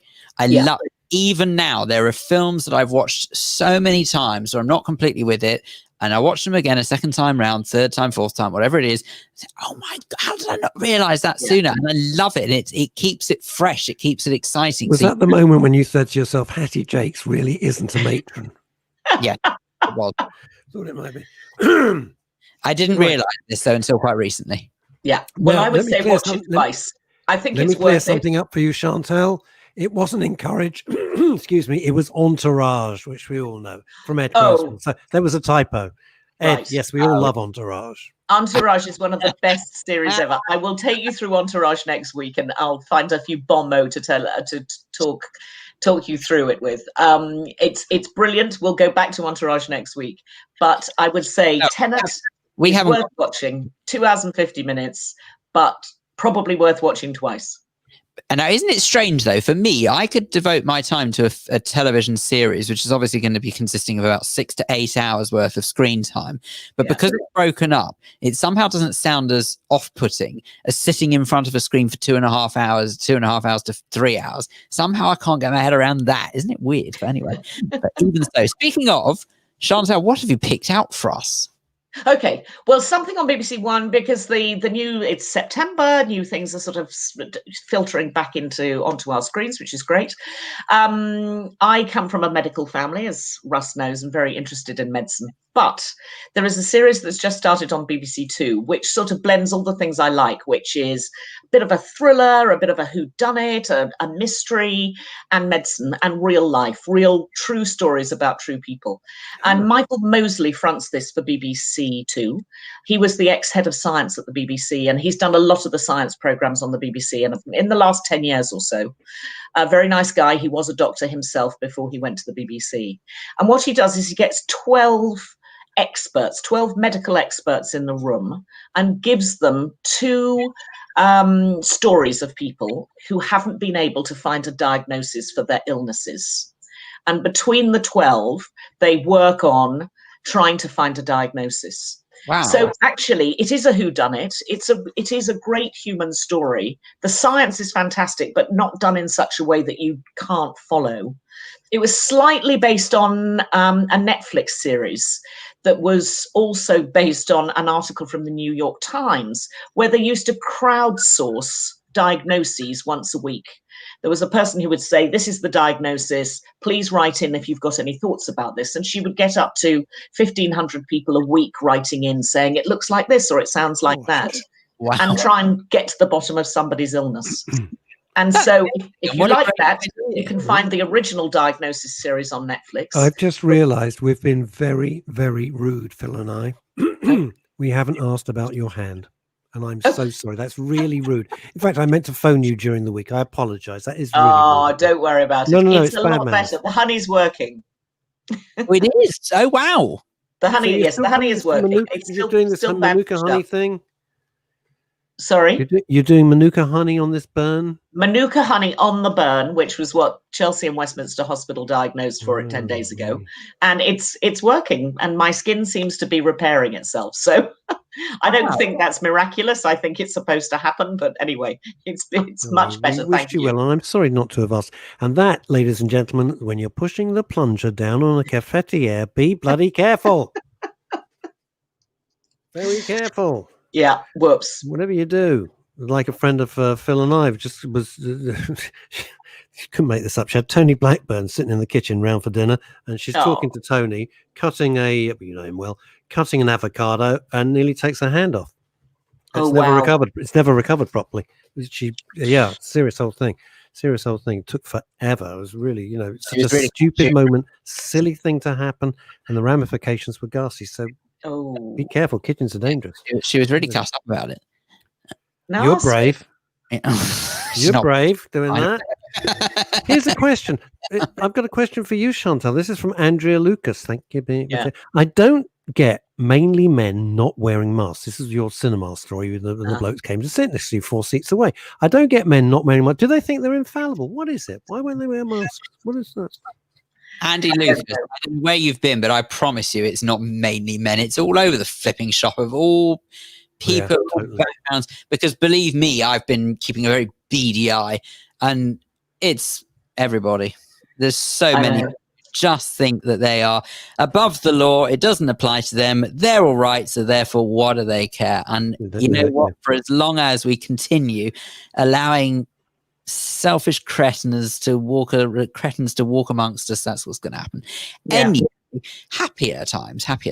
What about happier times? Oh, Well, here's a another. You see, you're very, very popular. This is a fantastic sign. All this interaction. Ed Grossman again. Chantal, the Billy Piper show. He's given it 0 out of 10. Oops. I've not seen it. And for those that can't see pictures on this radio show, that was 2 thumbs down. And you know I hate saying bad things about You do. television. You're always very polite. Because I really like to be sort of positive and like to give the audience something to enjoy as opposed to not enjoy. But actually, it's called I Hate Suzy. Started on Sky last week. I did the first 2 episodes. It's a bit in the vein of Fleabag, with a sort of zany, crazy central woman who's a bit sort of all bonkers and all over the place. It's not as funny as it should be. And I got to the end of episode 2 and I thought that's enough for me. So I really wanted it to work. I really wanted it to be good because I love Billy Piper. But she's good, isn't she? Yeah, she was terrific in Penny Dreadful, the original Penny Dreadful. She was excellent. I never realised what a good actress she was. Yeah.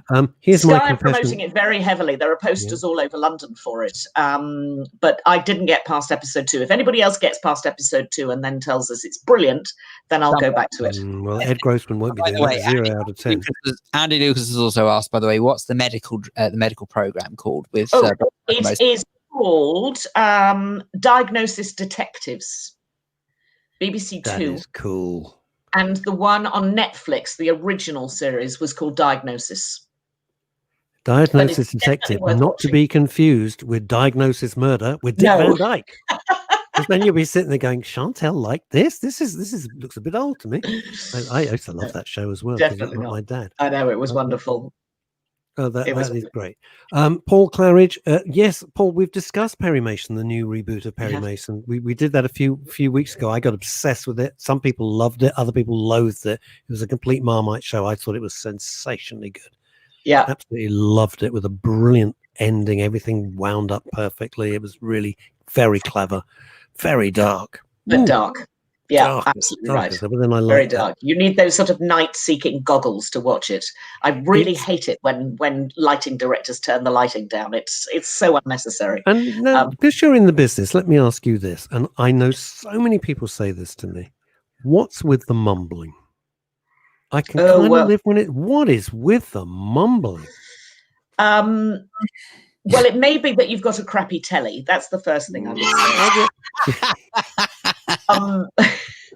It's great. I open the doors. It warms up within 10 minutes. What more do you want? I would invest in some decent speakers, because actually most modern televisions, deserve, and most modern television programs deserve decent speakers. Because can I tell you how I listen to TV? This is how I listen to TV. Not a joke, seriously. I only listen to TV with my headset on. I have a Bluetooth headset, and I listen to, and I've got a Bose Bluetooth headset, and so it should be good. The difference is wonderful. Well, there we are. My crappy hearing. The difference is sensationally good. Just discovered The Fall on Netflix. Good binge watch. You like serial killer detective stuff. Paul, don't sell anything, because I've got it on my watch list. I've not got round to it yet. It's brilliant. Is it? Oh, I'll tell you about that next week as well, because The Fall really is worth watching. I love the way suddenly, everyone's going, hey, Chantal, like that. You see this. You've just wormed your way into everyone's affections, and suddenly you're on their radar. Now you are the go-to person to ask for these things. There was one series that's just crept into my mind, and I don't know why, because I haven't seen it for ages. I watched it back to back, but I watched a lot of it. Oh no, I watched all of it over time. It was Broadchurch. Now I know this was from ages ago, but if you do get the chance to watch Broadchurch, by the way, it's featuring David Tennant and Olivia Colman. For heaven's sakes, watch it. It's phenomenal. It really is phenomenal. It's what I love about it, without giving too much away, is series 1 is designed to dig deeper and deeper and deeper into this really horrible case of a family friend of, the victim is a teenage boy. Okay, I'll say no more than that because otherwise it might start to give things away. But the victim is a teenage boy, and the first series digs really deep into how he died and who died. And then the second series kind of undoes all of that. It's really cleverly written. And then the third series was very peculiar. But anyway, it was all brilliantly done. Highly recommend it. Anyway, there you go. Don't know why I said it. I just thought of it. Filmed in West Bay and Dorset with those great big cliffs, part of the Jurassic coastline of Dorset. Really, it was shot beautifully, and it's a good story. And David Tennant and Olivia Colman, what's not to like? Oh, David Tennant's playing Dennis Nielsen, isn't he? Is he now? I hadn't read that. There's a new thing they've just started promoting about Dennis Nielsen, the mass murderer. Can I just say that cliffhanger to leave it on because, regrettably, flat out of time, everyone. Wow. Terribly the ballad and Cowser. But any odd way, thank you so much, Chantal. Really appreciate it as always. Have a marvelous week, and we'll wish you better. Oh yes, and get well soon. Get well soon. Nice seeing you guys. Bye. There we go. And it's also very nice for all of you to join in, to comment along. Thank you very much indeed. We do appreciate it. Why not join us on Monday? Hey, back on midday on Monday. Have a great weekend. Goodbye. And thank you to all our guests, by the way. Bye. Yeah, they were great.